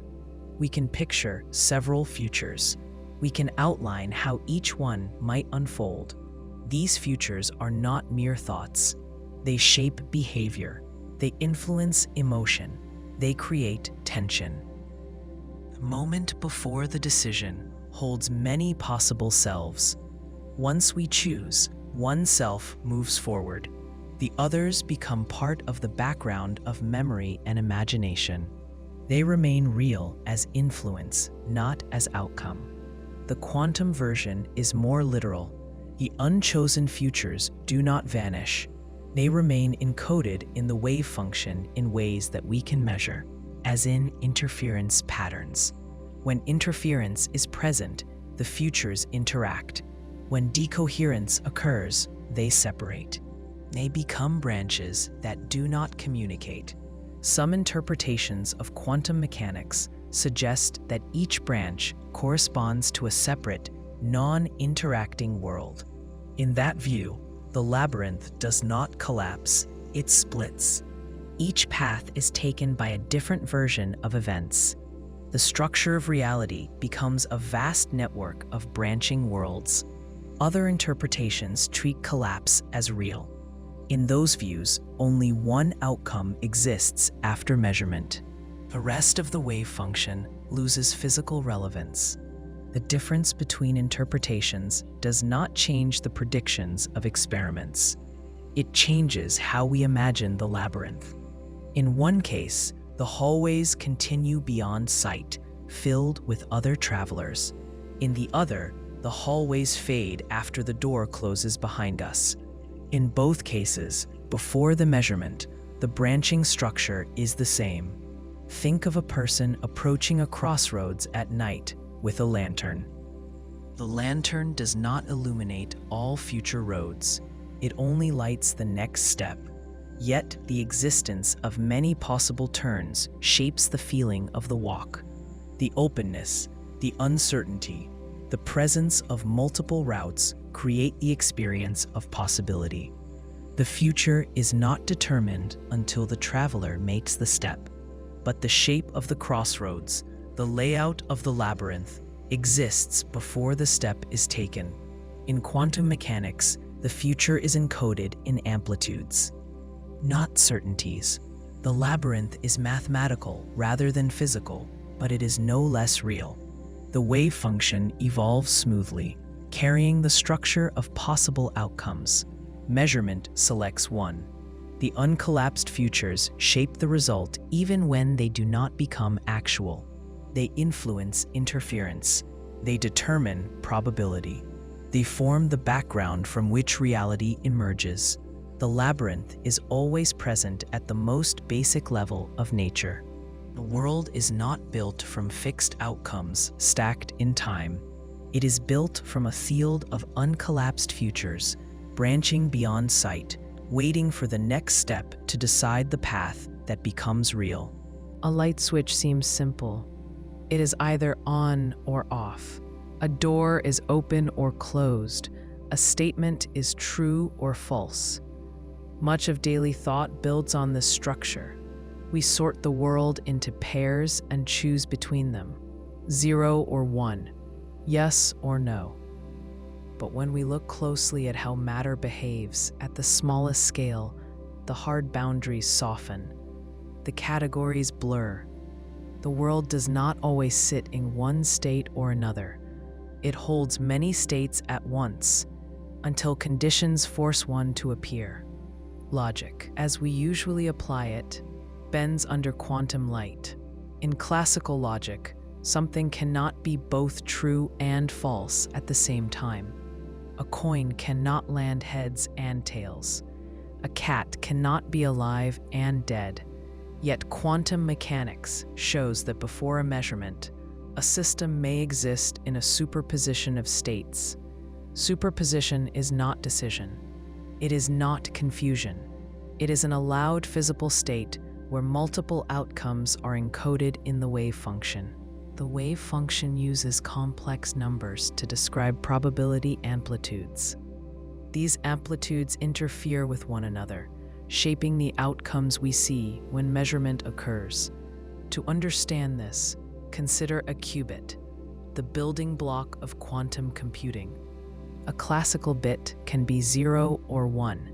It must choose, but a qubit can be in a state represented as a combination of 0 and 1 at the same time. This combination is not fractional. It is a coherent mixture. The qubit does not weaken into something halfway between. It holds both as potential. The exact form of this mixture is described by its amplitude and phase. When the qubit is measured, it becomes either 0 or 1. The probability of each outcome depends on the amplitudes it held before measurement. The state before measurement is not uncertain because we lack information. It is uncertain because it has not been forced into a definite value. This can feel abstract, so imagine a simple physical version. A photon passes through a polarizer. Polarization affects how the photon will behave when it encounters another filter.